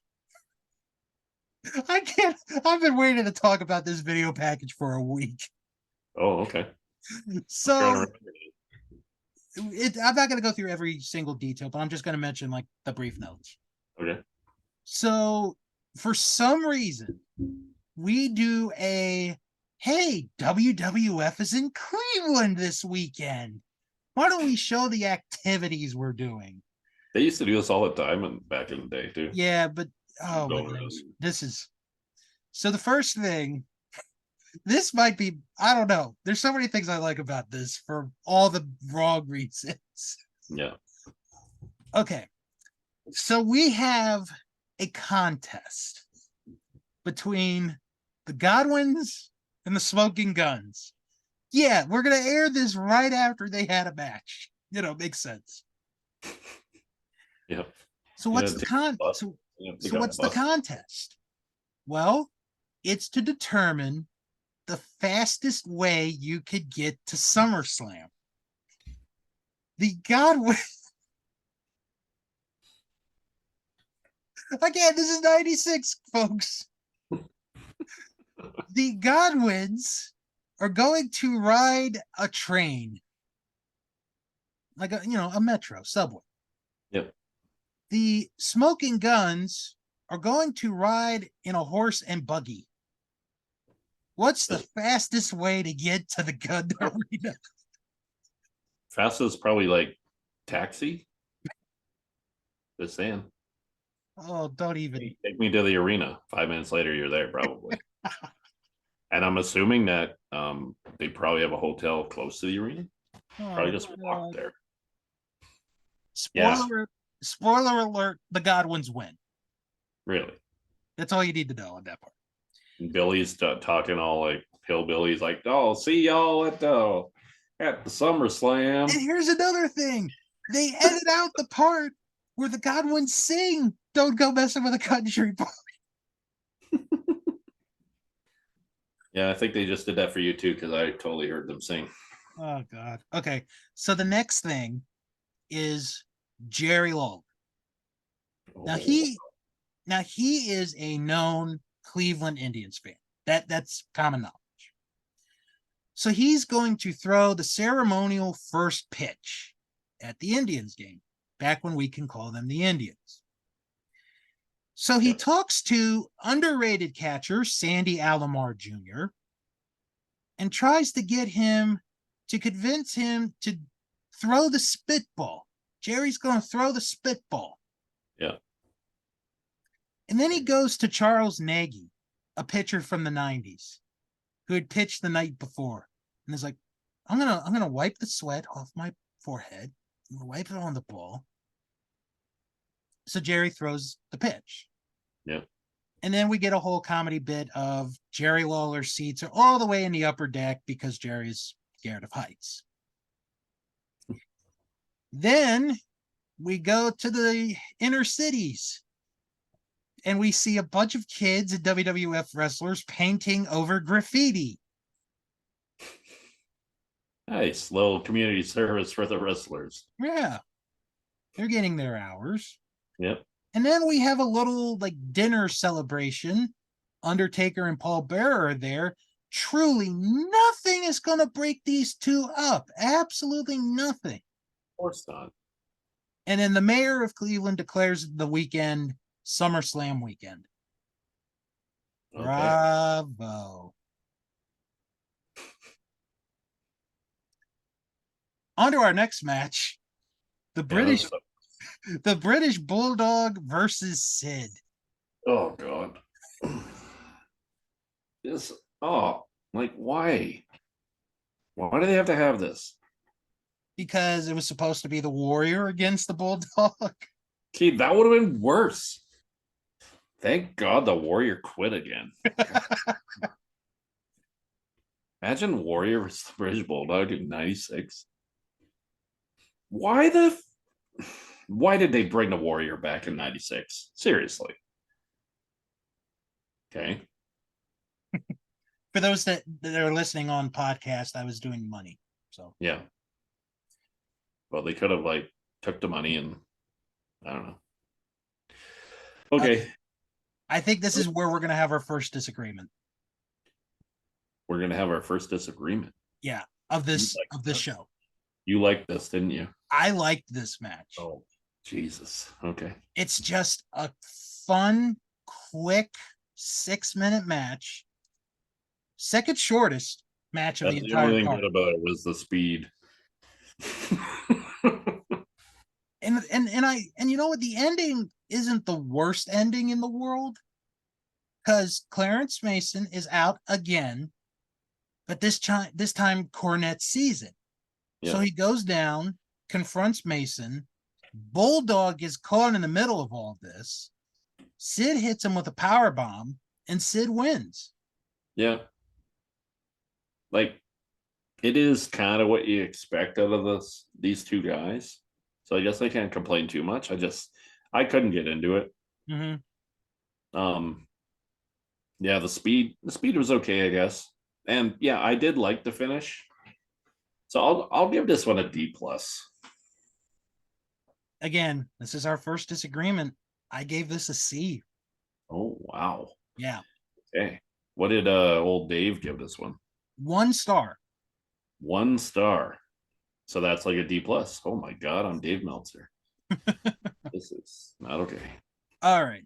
So after that, we go to our next match. I should mention real quick that 6 minutes is the second shortest of the main card for SummerSlam. Austin and Yoko had the shortest time overall, but we're just doing the main show. So, yeah. Okay, so the next match is Goldust and Mark Marrow. Ugh. So the whole backstory, to the best that I could gather, is that Goldust wants to be with Sable. And then... Yeah, I think he wanted to be Sable. Something like that. I don't think he wanted to be with her. Right. And then on Superstars, prior to SummerSlam, yes, Superstars is still going at this time. Mankind comes out and he starts calling Sable mommy. And we get even the script, it just like Mick Foley said it, and they kept it. Mommy, mommy, and we get some of the worst acting you will ever see done by a woman in Sable. And if you thought the videotape was bad, wait till we go a little bit further into this match. Hmm. So Man, Jim Ross mentions that Mark Merrow has been practicing a new move and he wants to try it. He's hoping to try it in this match. And it's called the Wild Thing. We'll see if we get the Wild Thing. now, okay, so before we go on, I want to tell a story about Mark Merrow. Go right ahead. I don't know how many times we're gonna talk about Mark Merrow. I don't see us ever having a Mark Merrow episode. Maybe we will one day. So he's trying to get over in WWF, right? Mm-hmm. You know what he wanted his gimmick to be? No, what? You ever heard this story? No, I don't think I have. Okay, so like like the Marco Polo game in the swimming pool kids play. Yes. He, this is like a legit thing. He wanted to come down like with the microphone and he wanted to yell Marco and he wanted the crowd to yell Merrow. That was going to be his gimmick. What? Not even kidding. It was going to be like this crowd participation thing that he would do, like when like you walk around, like start clapping to get the crowd into it. He'd Right, be like, right, right. Marco, Merrow. And then I guess that got shot down like 2 seconds, and Thankfully. then he became the wild thing or wild man, I Mark mean, Merrow. he was Johnny B. Bad. Yeah, That's but a great gimmick. yeah, they couldn't use that. Well, I yeah, guess. obviously they couldn't, but So I don't know. Marco Like Merrow. marvelous Mark Merrow was okay, but yeah, Marco Merrow would have been pretty great. But now one thing I can tell during this match, they are so trying to make Mark and Sable Savage and Elizabeth. Oh my Yeah, god. It's not even funny. I know it's true though. It But is. Mark Merrow didn't have like people didn't care about him. He wasn't that good in the ring. He like people like he went as far as he could because Sable was such a star. Mm-hmm. But like even when Vince hired him, like the story is, okay, we'll sign you, but You gotta sign. she has to come too. Yeah. Like they saw like when they met Sable, I guess they went to Mark Merrow's house when they were gonna sign him, and she like opened the door and they're like, holy, this is money right here. Actually, Mark Merrow is a friend of mine on Facebook. Is he? Yeah. He's Well, wished me happy birthday in the past. well, So that's nice. yeah. I'll try to get him into the group.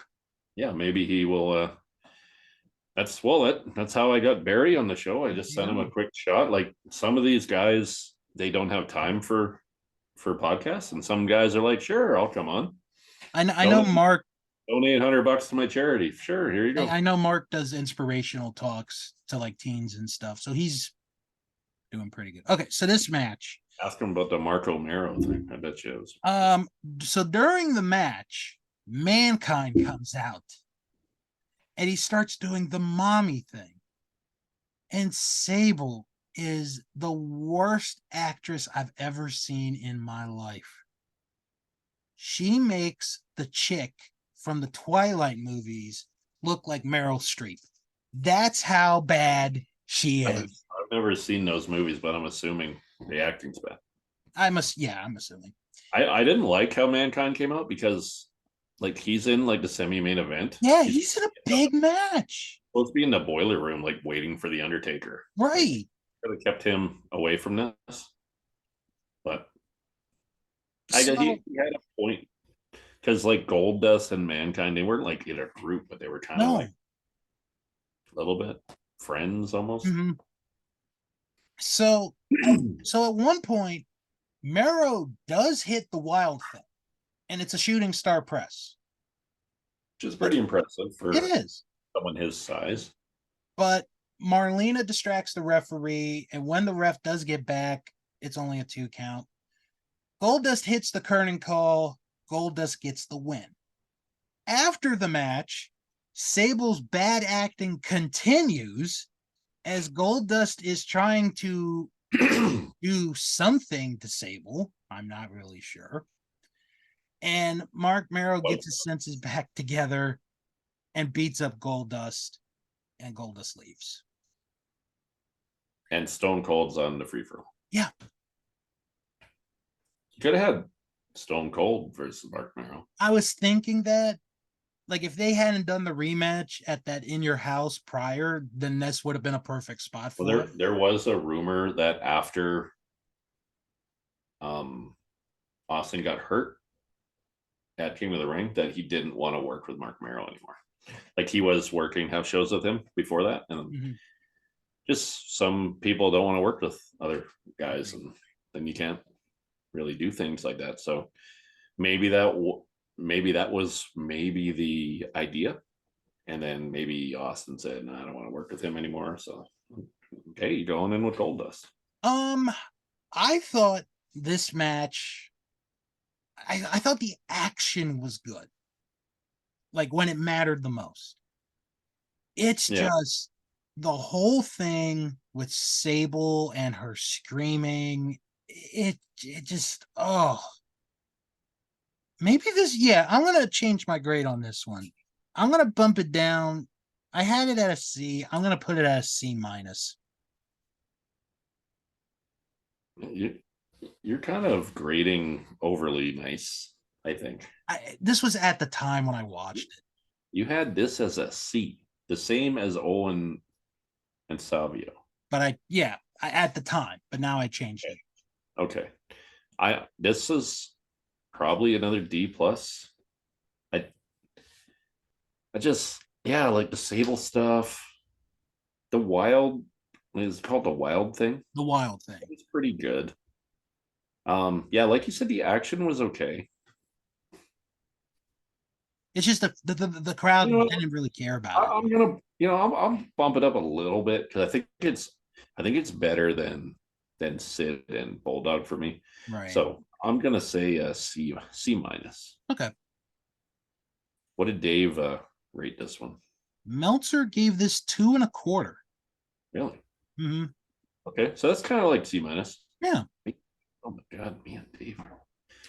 Okay. So now we're gonna go into this story because we were originally going to have Ahmed Johnson versus Farouk Assad for the Intercontinental title at SummerSlam. Helmet was so brutal. However, prior to this, Ahmed's kidneys were hurt. And we do this video package. And Ahmed's the Intercontinental champion at this time. Yeah. He had to end up going to the hospital twice. Yeah, it was a legit injury. It is a legit injury. So because of this, President Gorilla Monsoon, has to strip Ahmed Johnson of the Intercontinental title, and we will have a tournament to crown the next Intercontinental champion. And I'm going to be honest before we get to the interview segment. I think that one moment is where the downfall for Ahmed Johnson begins. Because he is riding a wave of momentum. He is one of the most popular wrestlers at the time. They've got something with Ahmed. Yep. If he was gonna end up winning the world title or not, I don't know. I don't know. But he was so popular. Yeah, maybe down the line. Yeah. So another thing that they mentioned in this video package is that Ahmed Johnson was supposed to face the winner of the WWF title match the next night on Raw for the WWF title, because Ahmed had won a battle royal to get the title shot. So because of his injury, Monsoon makes a 4-man battle royal with the other 4 people that were in there with Ahmed at the end of that match. So it is Austin, Sid, Goldust, and Savio Vega. And the winner of that match faces Shawn Michaels on a special Friday episode of Monday Night Raw. Was there like a dog show on? I think it was tennis. I think it was tennis. Oh my Yeah. God. That's awesome. Okay, so then we have Todd Pettengill in the ring. Farouk comes out with Sunny, and I love the music because it's the opening theme from the Ten Commandments movie with Charlton Heston just Yep. being played over and over again. Yeah, they didn't have a song for him yet. No, So they like, didn't. let's play this.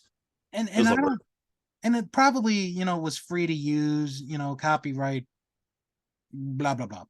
Yeah. So Farouk says that he should be given the Intercontinental title Yeah. because he was supposed to face Ahmed. But instead, he's going to be in this tournament. And Sonny says that Farouk is his modern gladiator. Mm-hmm. Yeah. Okay, so real quick, I have the brackets for the tournament. So here's how it went.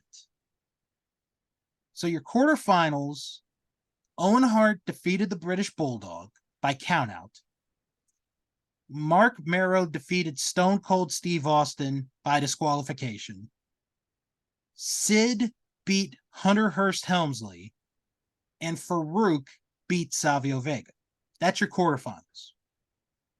The semifinals, Mark Merrow beat Owen Hart, and Farouk beat Sid by disqualification. Okay.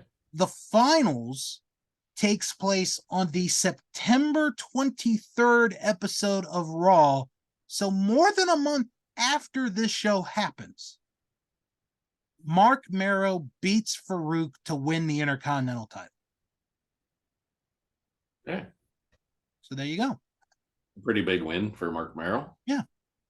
I was like, And when I was watching that show, I was trying to remember who won the tournament right, because they just like, refer to the tournament. They don't say who's in it. They, like Farouk's in it because he's talking about it. But right. don't really know who else is in it. Okay, so now we go into a video package for our next match, Jake Roberts against Jerry the King Lawler. Now, on paper, Jerry Lawler and Jake Roberts sounds like a good match. The thing is, they bring up Jake's problem with alcohol. This is Jake's idea too. Before people get mad, Right. it was Jake's. Jake said, "Hey, we could use this in a storyline. He could attack me based on things that people know about. Like some of the storylines that are the best are reality based." Yeah. But there's some stuff Jerry said here that would Oh not boy. go over well like now. Oh no. But I was sitting there like, no. Okay, I was laughing pretty. Now we have a special guest. We have a special guest, DK, joining us on commentary. Oh, nice! I'm excited. It is the 1996 Olympian Mark Henry. Yeah, Mark Henry's pretty much debut, right? Yeah, pretty Like much. he hasn't wrestled yet. Mm-mm. He just basically just signed. So and he did compete in the 96 games in Atlanta. He didn't medal, unfortunately, because of a knee injury. Yeah, he got hurt. Yeah. So I have to mention this part. And God, Jerry Lawler, we talk, fans talk about how great Jerry Lawler is, which he is. Yeah. He is so underrated as a heel to get heat so quickly. Because it's always cheap heat though. it is cheap heat, but it's heat. The Ravens jersey. Yes. Damn. So That was great. And he's a So Cleveland Browns fan. exactly, that's what makes it even better.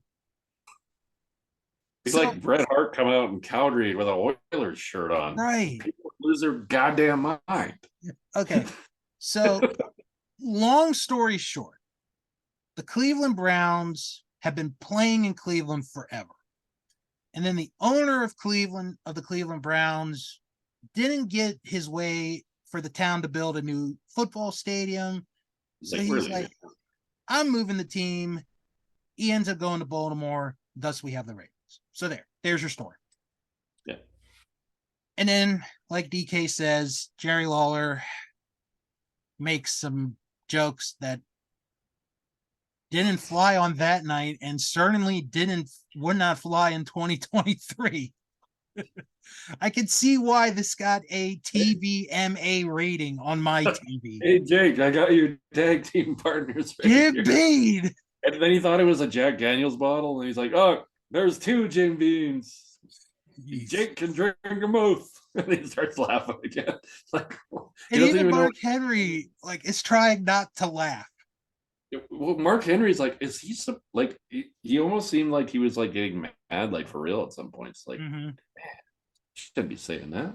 So Jake comes Don't out, drink that, big man. Oh, and Jesus. I have to point this out. Harvey Whippleman is the referee for this match. Yeah, like what? Okay, I'll explain. Okay. So I'm like, is that Harvey at this point, he's out of the managing game, Yeah. but he wants to contribute, and he kind of in a way wants to correct all of his misdeeds, his bad deeds that he's done. So he wants to be a referee. So Okay. Gorilla's like, okay, I'll give you a trial run, see how you do. And then he ends up becoming a referee. All right. This match is not much to speak of. Yeah, like what's Jake's like reasoning for doing this storyline? Getting hit in the throat with a bottle Mm-hmm. and losing. Yeah, that's how it ends. Like I just don't understand. Like I could see having Jerry like getting the cheap heat, doing all the alcohol stuff, and then Jake hits Jerry with something and hits the DDT, and everyone's happy. Jake wins. Mm-hmm. Like, but I think it was more kind of setting up Mark Henry, It was. because I think Mark Henry goes into like his first feud is with Jerry Lawler, right? Yeah, it is. And actually, the next month, Mark Henry has his debut match with Jerry Lawler Oh, okay. at the So next yeah, one. that's what it was all about. And then this is kind of like Jake like leaving the company, right? No, he's there till like early '97. Is he really? Mm-hmm. I was just trying to remember other matches. He Yeah. might have late '96. Um. So through all this chaos, Bob Backlund is campaigning for president. Okay, If I was old enough, I probably would have voted for him. sure. I don't know what his policies would have been, but I would have voted for him. What did you give this match, Jerry, Jerry and Jake. Jake? Well, I liked the build up, like all the talking and Mm-hmm. like you got the snake, and then you had the big bottle of champagne, Right.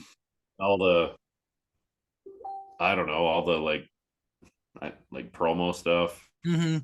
It's more of a comedy match. Like now, that you shouldn't be making jokes about someone's demons and stuff like that. Right. Yeah, I'll give this match. I'll give it a D, but like it should probably be an F. But like Yeah. I was like the way I rate things, it's like partially in ring stuff, Yeah. partially story, partially entertainment value. Like I was Mm-hmm. entertained during this match because I'm like, oh, like how is Jake gonna win this? Is he gonna bring the snake out? What's Yeah. Jerry gonna do? Mark Henry's on commentary. Is he gonna get involved? Like I was Mm-hmm. actually quite intrigued during the match. So, but like the in ring stuff was pretty bad. but everything else I kind of liked. So I'll give it a D. I also gave this a D. Um, I, I was contemplating which was the worst of the two, this or the tag title match. I think the tag title match was the worst of the two. Oh yeah, definitely. Because at least with Lawler and Jake, there's a story into this. Yeah. Where I feel like with the tag match, it's like, let's just put these four guys together, these four teams together. Let's find out who gets there quicker. Yeah. Why didn't they do that bit before the match? I don't know. Whatever. All right. Shortest match of the show, 4 minutes, 7 seconds. I bet you the entrance and all the talking was longer than the actual match. Yeah. That's why when you say 4 minutes and 7 seconds, it's probably a 50-minute segment. What grade do you think Meltzer gave this one? I don't know, like maybe half a star. A dud. I got another dud. That's two duds. Mm-hmm. Okay. All right. So now we go to a highlight package because coming up next is the Boiler Room Brawl. How are they gonna follow the Jake Jerry match? I know, Mankind and the Undertaker. So we get our video package, and then Paul Bearer comes out to the to the ring. Yeah. And we have TVs on cards. You know what that means, DK? We're gonna watch a movie. Yay! And I was laughing because we had the same TV, and it took like if we were gonna move the TV to another room to watch like a Super Bowl or something, it took like 5 of my dad's friends. We're all like lifting the same. It's like 7,000 pounds. I miss those days where you could just roll a TV into the classroom and be like, yeah, we're gonna watch a movie. Okay, now I want to mention this because I kind of forgot to mention this in the beginning of this review. Yeah. I did not see the show when it happened. Oh, okay. I had ordered the show. We had ordered the show, but my cable provider was having issues, so couldn't see everything that happened, and decided to get the replay. So my mom, being very smart, was like, "Why don't you go?" Because my family was going to go out. She's like, "Why don't you go out so you don't watch Raw, so you don't know what happened, from the previous night." Right, because it was on Tuesday, right? Yeah. My mom's not I mean, she'll watch some stuff with me, but my gosh, she's such a smart lady. Because I had no idea. I had no idea what was going to happen. What were you going like if you miss a show and you're gonna watch on Tuesday, would you watch Raw on Monday? Does it just tell you what happened? I know, because you've told me, like, we talked about it in the recording that we tried last week, where it's like you would skip school if you didn't see the I know. Yeah, I was like, tell me, oh man, I'm sick today. I don't feel Because good. like all my friends are wrestling fans. They go up like, hey, you see Sean win last? No. Even though I was happy because I was a Sean fan. Yeah. Okay. So there's so many. Let's just talk about this match. Okay. The idea of the match is very unique. Mm-hmm. It had never been done before, and I think they only do it a few more times after. Yeah, I don't really remember like another one. Like I'm sure they did them. The only other one that I remember was Mankind and Big Show from the first Backlash. Right. That's the Yeah. only other one I vividly remember. Okay. So, and this is done so well because Undertaker is so hesitant to go in. Yeah. Because he knows,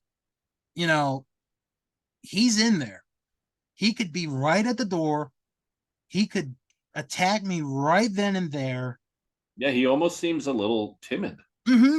Don't see that from the Undertaker like ever. Yeah. So he goes in, he's looking for Mankind. Can't find him. Room is pitch black almost. Mankind comes up from behind, hits him with the 2x4. The brawl is on. Mhm. So they're fighting, they're doing everything. And a couple of times we lose the camera. Yeah. And I put that in quotes because that was staged. That was planned. Yeah. And that It part I actually like. was Watching filmed it, before. yeah, watching it now, I actually like that part. So, we got the steam coming out of the pipes, we've got cardboard. Mankind goes up on a ladder, he gets taken off the ladder. There are pipes, there's just everything, there that can be used, that's just there. Yeah. So Mankind is the first to get out of the room. The stipulation of the match is to win, you have to go all the way back to the ring and be in possession of Paul Bearer's urn. That's the stipulation. So Mankind blocks the door for the Undertaker to get out. Undertaker eventually gets out. You see some of the wrestlers coming out of the locker room watching this. Yeah, that was kind of cool. And my favorite part of this is maybe my favorite part of the entire match. You can hear the bushwhackers who are still there at 96 going like, come on, mate, come on. Yeah, that surprised me. I'm like, Bushwhackers, why were they in a tag match? Would have been You better see than why they're in the Hall of Fame. could have took the body Donnas out of there. Yeah, they could have. So Mankind throws hot coffee onto the Undertaker. That must have hurt. Mankind is the first into the arena through the entrance. Undertaker follows behind him. They're fighting all the way down to the aisle. And then we get this wonderful spot where the padding of the floor is removed. You see the concrete. They're both on the apron. Undertaker uses the rope to fling Mankind off and hit the floor. And it's such a good spot. It was a rough bump there. Oh, yeah, it is. There is a name for that bump. I don't remember what it is off the top of my head, but there is a name for that bump. Okay.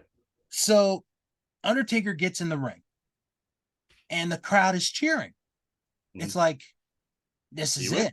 It's over. Undertaker's going to win this match. So he gets on one knee. He does the pose. Paul Bearer doesn't give him the urn. What? Like, what's going on, Paul? And Undertaker's like, give me the urn. What are you doing? Paul doesn't move. Mankind gets back in the ring. He puts on the mandible claw, and Paul Bearer starts to laugh. And it's like, what is going on here? Yeah, totally unexpected turn here. Oh my God. When I saw this when I was 11, I did not see this coming at all. Good thing you didn't watch Raw. I know, right? You would have been like, why is he with Mankind? Why is he with Mankind? Like, I gotta watch this show now. So Undertaker, this part was done so well. Oh my God. Undertaker crawls to Paul Bearer. Paul's in the corner. Undertaker's getting on his knees. And it's like, he's putting his hands out. Yeah. Paul raises his arms, and you hear this thud right on the head of the Undertaker when he hits him with the urn. The sound it made it so much better. It did. If there was no sound, if it was like muffled or something, it wouldn't have been as good. Like that was like a loud crack. Yeah. Like this is like the final. And then Paul Bearer hands the urn to Mankind. Mankind takes it. After he shined it up, he Yep. shines it. He shines it up. Mankind wins. He beats the Undertaker again because he beat him at King of the Ring. Yep. A couple, but Paul Bearer betrayed the Undertaker. Yeah, his name's Paul Bearer. He's like part of the funeral home. Yeah, they What were is happening? They were together. If you think about it, Almost 6 years. 5.5 years. Yeah, it was like the Survivor Series of '90. So It's he was there the first time, like from the beginning. Yeah, When $1 Million Man brought him out, and Paul Bearer was there. and it's done so well. And then Paul Bearer, he has this great line, "I'm Paul Bearer." And you're not. It's such a great line. Oh, yes. Yeah. So Great. after Mankind and Paul leave, we see the Undertaker lying motionless. Yeah, he's dead again. Yeah, and then you hear it gone. Like 94. Yeah, like 94, but it didn't scare the crap out of me. Well, you're a couple years older. I'm a couple years old. So the lights go out, and then we hear this music. Mm-hmm. Here come druids. And there is a literal, and I don't use that word very often. Well, I mean, I do use it, but I don't use it in the correct term. But this is using the correct term here. A literal hush in the arena. Like, yeah, what did we just see? It's like you could hear a pin drop. And I'll be honest, I actually like the Druids theme. I think it's so awesome. It's pretty ominous for sure. But it's beautiful in its own way. So then they carry the Undertaker out of the arena. Yeah. Oh my gosh. So good. Yeah. Yeah, it was pretty shocking. Yeah. Paul Bearer turn. Like I saw it live, so I was like, what? What is going on here? And I've like said over the years, I'm like, did they make a mistake having Paul Bearer turn on him? Like maybe they wanted the Undertaker to go off on his own without a manager. I'm like, they end up going back in '98. Yeah. As heels.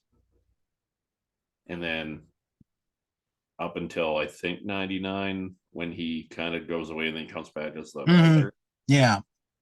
So and then he was kind of with him after that too. Yeah, on and off. So he only has about a year and a half or maybe 2 years by himself. But yeah, like looking back at it, it was a pretty iconic turn. Yeah. And it's one of the better ones because you never saw it coming. Yeah, like that's what you need. Like if we did a preview for that back in the day, we never would have said, well, you know what, I think Paul Bear's gonna turn. Oh no, I would not have had that thought. Then they're gonna be together and it's gonna be this new group. So they're gonna be pushing up daisies together for all of eternity. And so I give this an A-, and this is why. This match, you just say the name and everyone knows what it is. You say the Boiler Room Brawl and everybody remembers the match. It's iconic.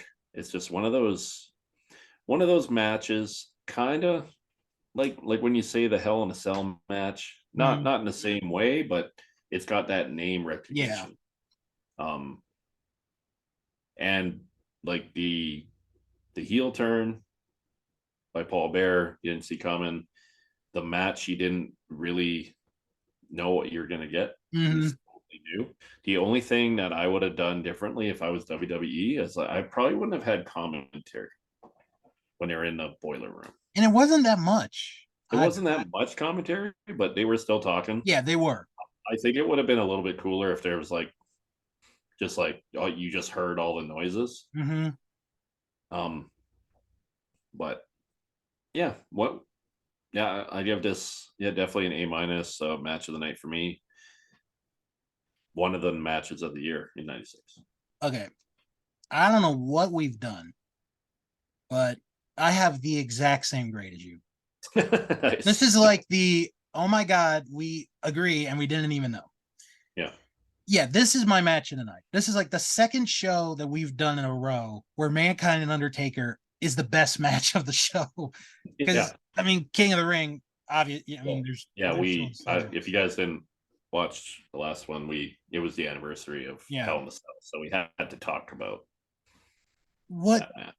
I think what makes this match good, and you pointed it out, is the uncertainty. We had Yeah. no idea who was, what this was going to be, what could it be. And I think the other thing that I enjoyed about it is nobody got involved. Like you saw the wrestlers, like seeing them pass, but that's all they did. Yeah. It's just let these two guys go at it. Yeah, it's not like a bunch of guys attack Taker like that Royal Rumble. Right. Where it took Like 10 men to it, kill him. yeah, it was just like the betrayal of his manager and Mm-hmm. his friend and mentor and everything they say. But mankind kicked him pretty good in that match. I mean, if you think about it, Mankind at this point is a made man. Yeah, he's You only beat been the in like Undertaker. 5 months. You beat the Undertaker twice on pay-per-view within 6 months of being in the company. Yeah, I'd like to Okay. go back and look at pay-per-view Undertaker losses on pay-per-view Mm-hmm. or these matches. Didn't see very often. Now, '94 is one that we've talked about mm-hmm. in Royal Rumble. Um, he lost that Tuesday in Texas thing. I'm like trying to remember other pay-per-view Yeah, matches but that he. how many guys can say they beat the Undertaker 2 times in a row on Yeah, pay-per-view? It's not that many. I don't think he's probably in a league of his own in that Yeah, situation. very short list. So Okay, now Meltzer, this is an interesting situation. He did not rate this match because a lot of it was taped. okay, they were still wrestling. Yeah, I know, but he has this weird. It still goes on to this day. Like when we were in I, the when we were in lockdown and all that, and they did like the taped matches, he never gave a rating for those matches. because when there's a tape, like if they make a mistake, then they They can. can edit it out. What I thought was cool was, so if people don't know this, like everything in the boiler room was taped.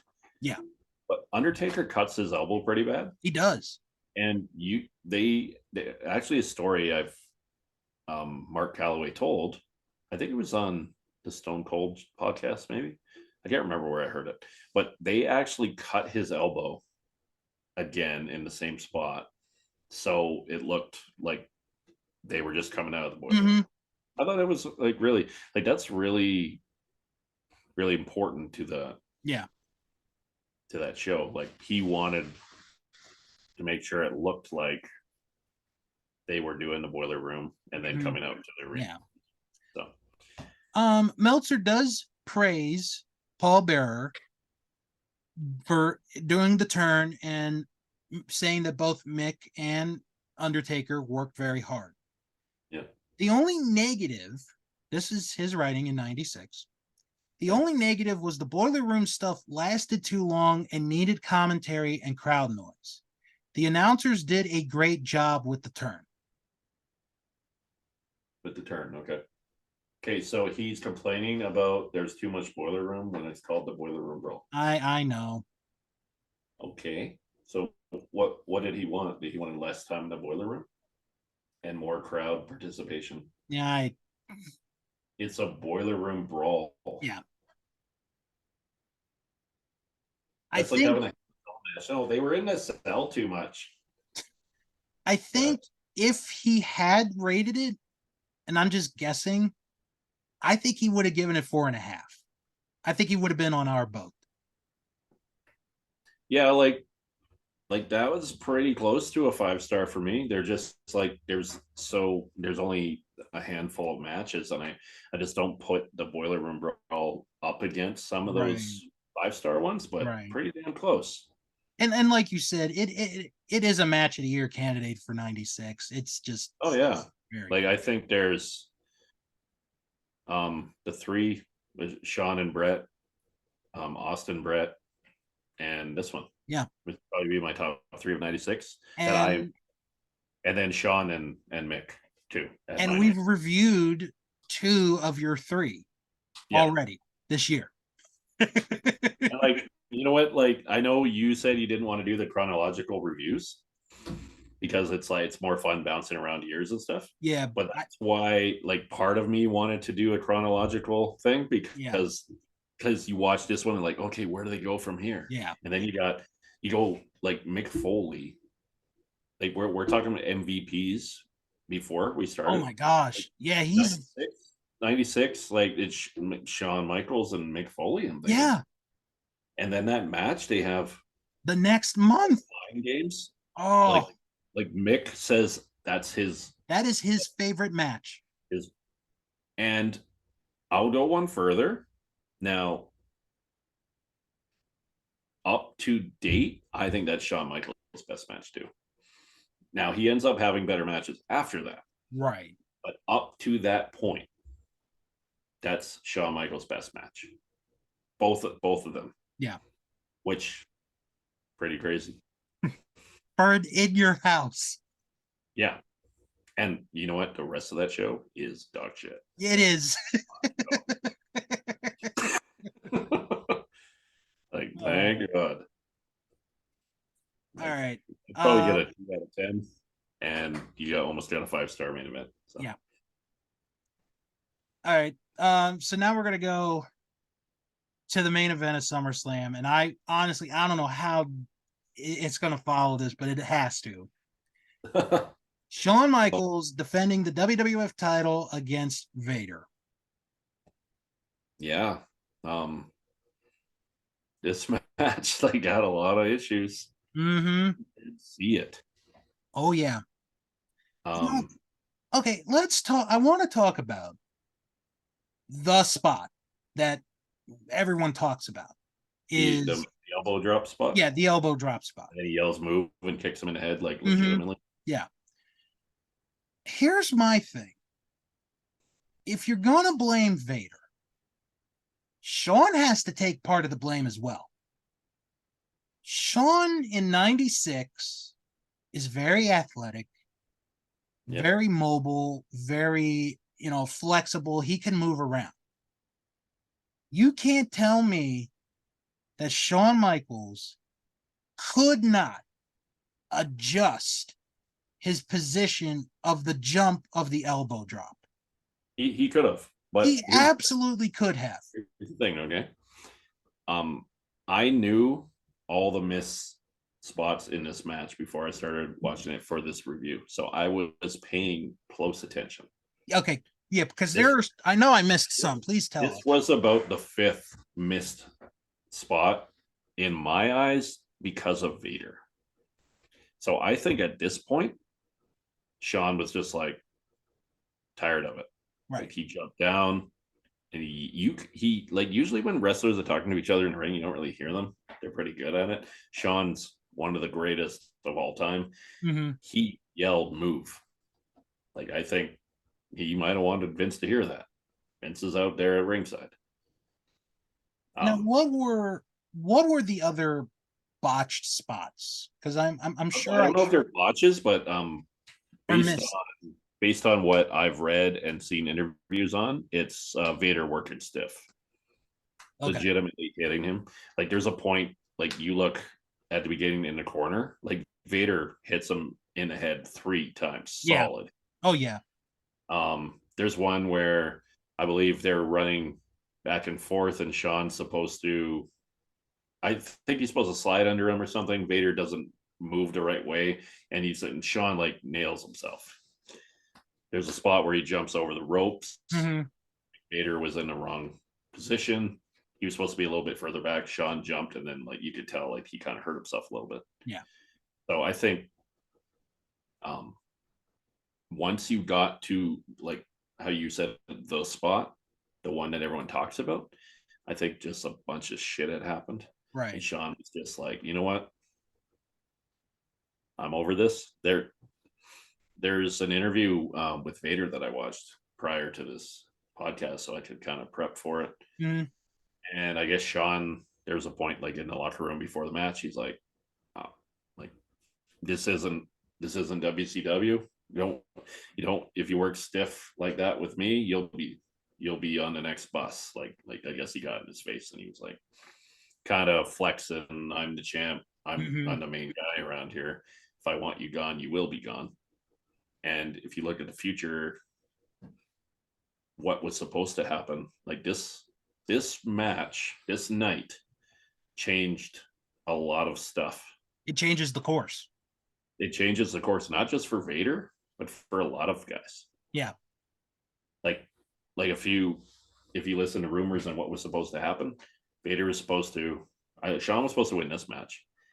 Vader was supposed to beat him At Survivor at Series. Survivor Series in New York, and then Brett is supposed to beat Vader, and then Vader is supposed to beat Brett, and then eventually Sean's supposed to get the title back from Vader at the Royal Rumble in San Antonio. That's Okay. kind of what they were saying. I think there's a lot of title changes there. It doesn't make a lot of sense for me, but yeah, Vader's I matchup totally screwed up the whole course. I have never heard until now where Brett was to beat Vader and then Vader beats Brett. All I ever knew was Vader was to beat Sean in the Garden, and then Yeah. Sean beats Vader in San Antonio. I'd never heard the Brett part. That part I had never heard. So that's Well, interesting. that's what Vader said in the YouTube interview that I watched, and it had something to do with they wanted to get Brett to a certain number of championships. So if you give Brett a title win and then he loses it, then you Mm-hmm. can kind of get that. Like he ends up, I think that's kind of why he wins the title in '97 early and then he loses Right. next night. It's Yeah. kind of like a way for them. Mm-hmm. So he eventually wins it in the summer of the following summer. Right. Then he's 5-time champion. It just sounds better than 4-time champion. It does. Um, but yeah, this match, it was interesting because like you have Vader winning by DQ and then you have him winning by count out or Yeah. the other Yeah. way around. Because the first time Vader wins by countout. Yeah. And Cornette's like, no, no, no, no, no. This is We not came here to win that title. exactly. And it's like, come on, you said you're a fighting champion. So Yeah. Sean, and you could tell he's angry, like the Yeah. first time. He He's goes like, oh, back, they restart the match. So Cornette gets in the ring.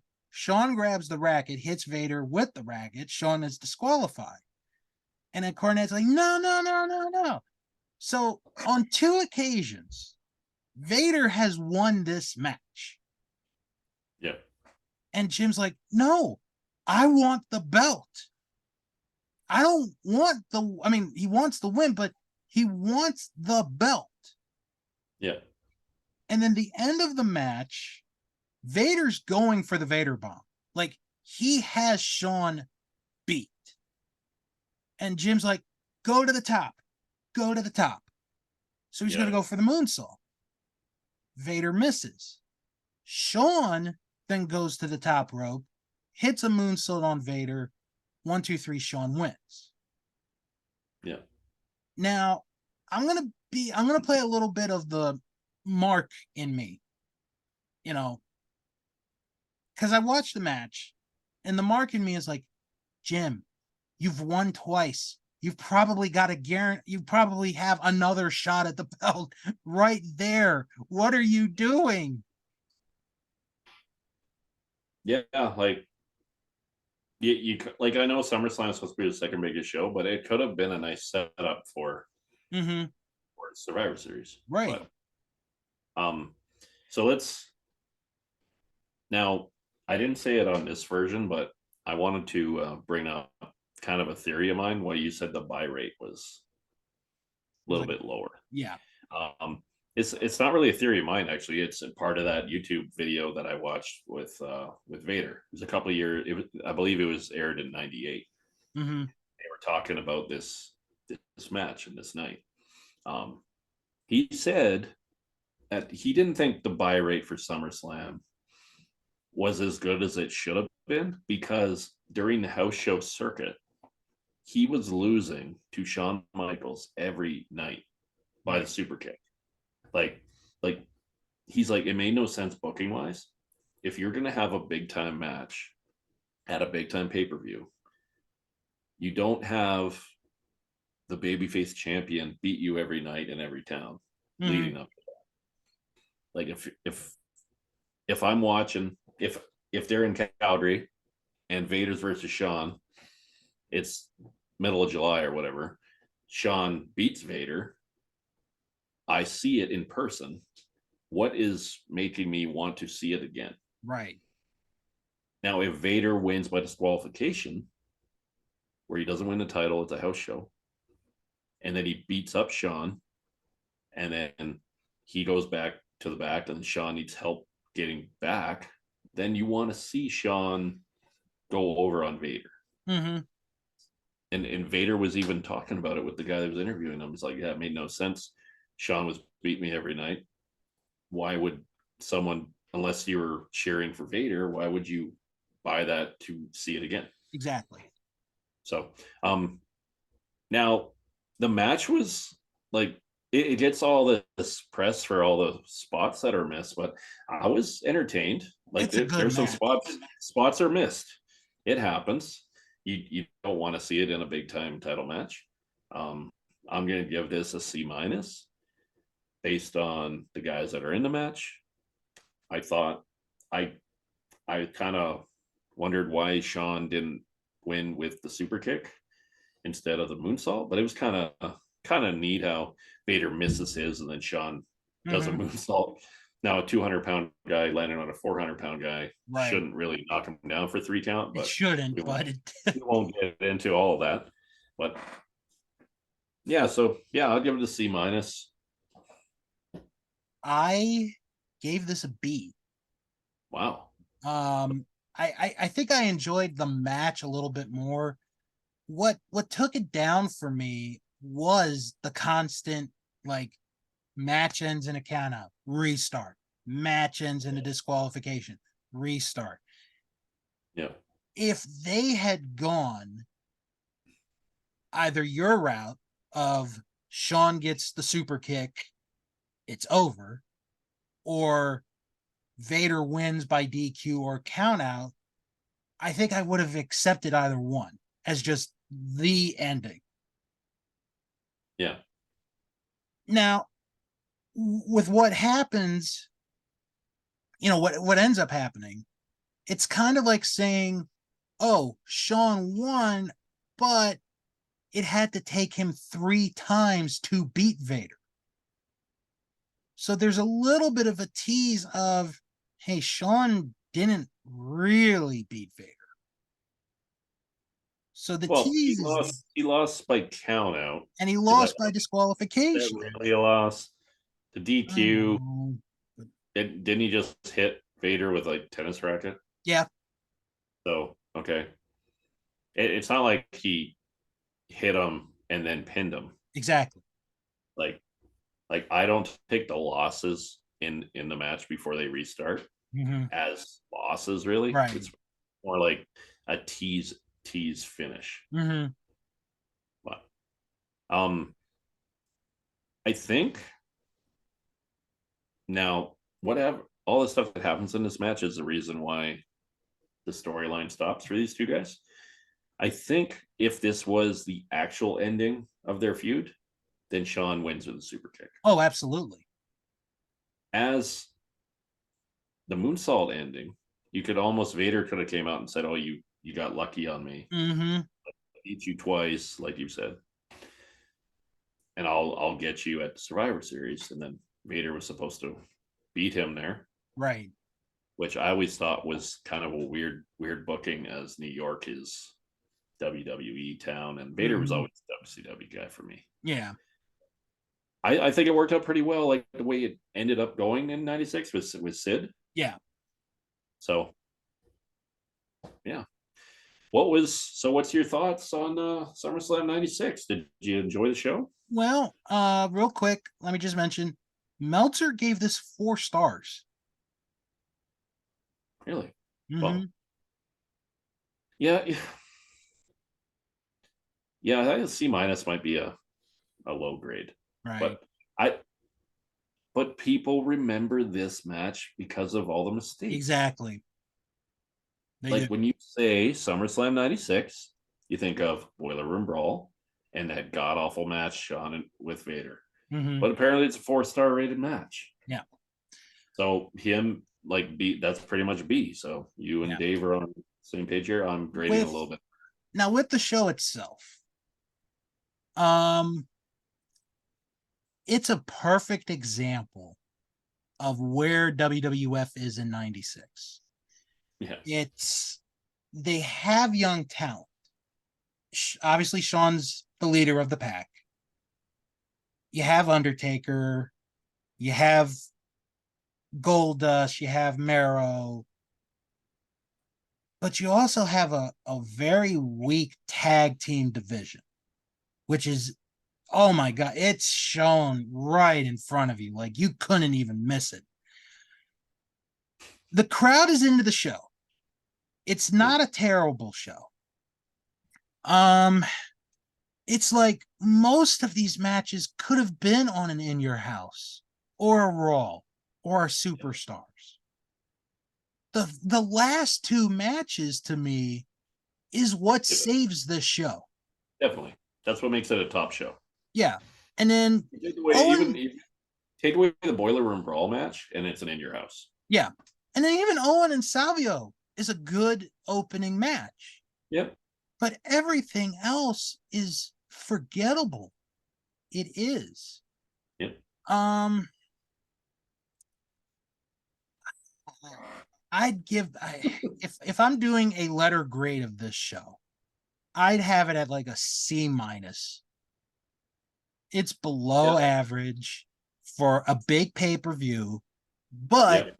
but the 2 main event matches deliver, and that is very important because that's Yeah. what people pay to see are the 2 main event matches. Well, yeah, that's what should happen. And like you said, like the undercard is kind of weak in this one. The tag scene's pretty bad. The Jerry match is more of a comedy thing. Mm-hmm. Fabio and Owen, they do what they're supposed to do, but I think I'm I, with you on that one. I'd probably give it a C overall grade. I think if I can put it in like my own words, I'd be like, it's okay. It's Yeah, it's not it's not a terrible show. It's okay. It's yeah, kind of passable, yep. but I wouldn't go out of my way to watch it right now again. Yeah, you know what? I like picking. Like this was my choice. I'm like we Yeah. talked. I like picking these controversial um, pay per views because like I don't want to just sit down and watch great match after great match. It's hard to criticize it and talk Hmm. about it. It's like, hey, this was another great match. This is like I like talking about great matches too. Don't get me wrong, Exactly. but some of the train wreck stuff in the mid '90s is fun Well, they to deserve it. revisit too. So yeah, yeah, I think we both kind of agree on the overall grade here. Hmm. Um, I would say of the big five, I think I'd have to put this at the bottom for uh, and, 96. and Big Five, your King of the Rings. Yeah. One of,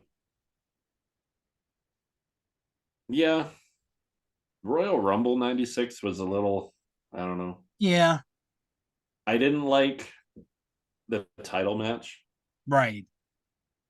because it's like Diesel coming down. Hmm. John wins the Rumble again, and it like I never like Royal Rumbles when you know who's going to win. Hmm. Like, that's all they talked about. They didn't like really push anybody else before that Rumble. It was kind of like Right. Sean, I'm gonna win. Boyhood dream. He should have won because he was gonna be the next guy. But you almost want like someone else maybe to win in that Exactly. situation. Um, yeah, I'm just thinking like, yeah, Survivor Series was probably the second best show of the year for me. WrestleMania was pretty good. I'd have to Survivor watch Series Survivor might, Series again. Survivor Series might be better than WrestleMania that Yeah. year. That We'll that would get, be that'd be another fun review, but that's yeah, kind that of like would. I don't really want to do another 96. So Right. we will leave the next review up to you, my friend. All right. Well, Everybody enjoys SummerSlam. I will be watching yes. it on record, so don't tell me what happened. Yep. And our next episode will review SummerSlams. We'll talk about this year's SummerSlam. Yeah. That's probably what it'll be, and then we'll probably end up getting a rest of review out of the way after that. And Hmm. we'll see where we go. We might end up putting a poll up because we've been kind of like just taking over this For the enterprise. next, yeah, for the next wrestler profile, yeah.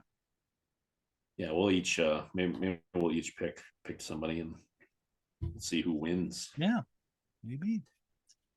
Well, thanks for watching, guys. Yep. Appreciate everything. Thanks for watching. Thanks for Have a good listening. weekend. We'll talk to We'll you see you guys soon. soon.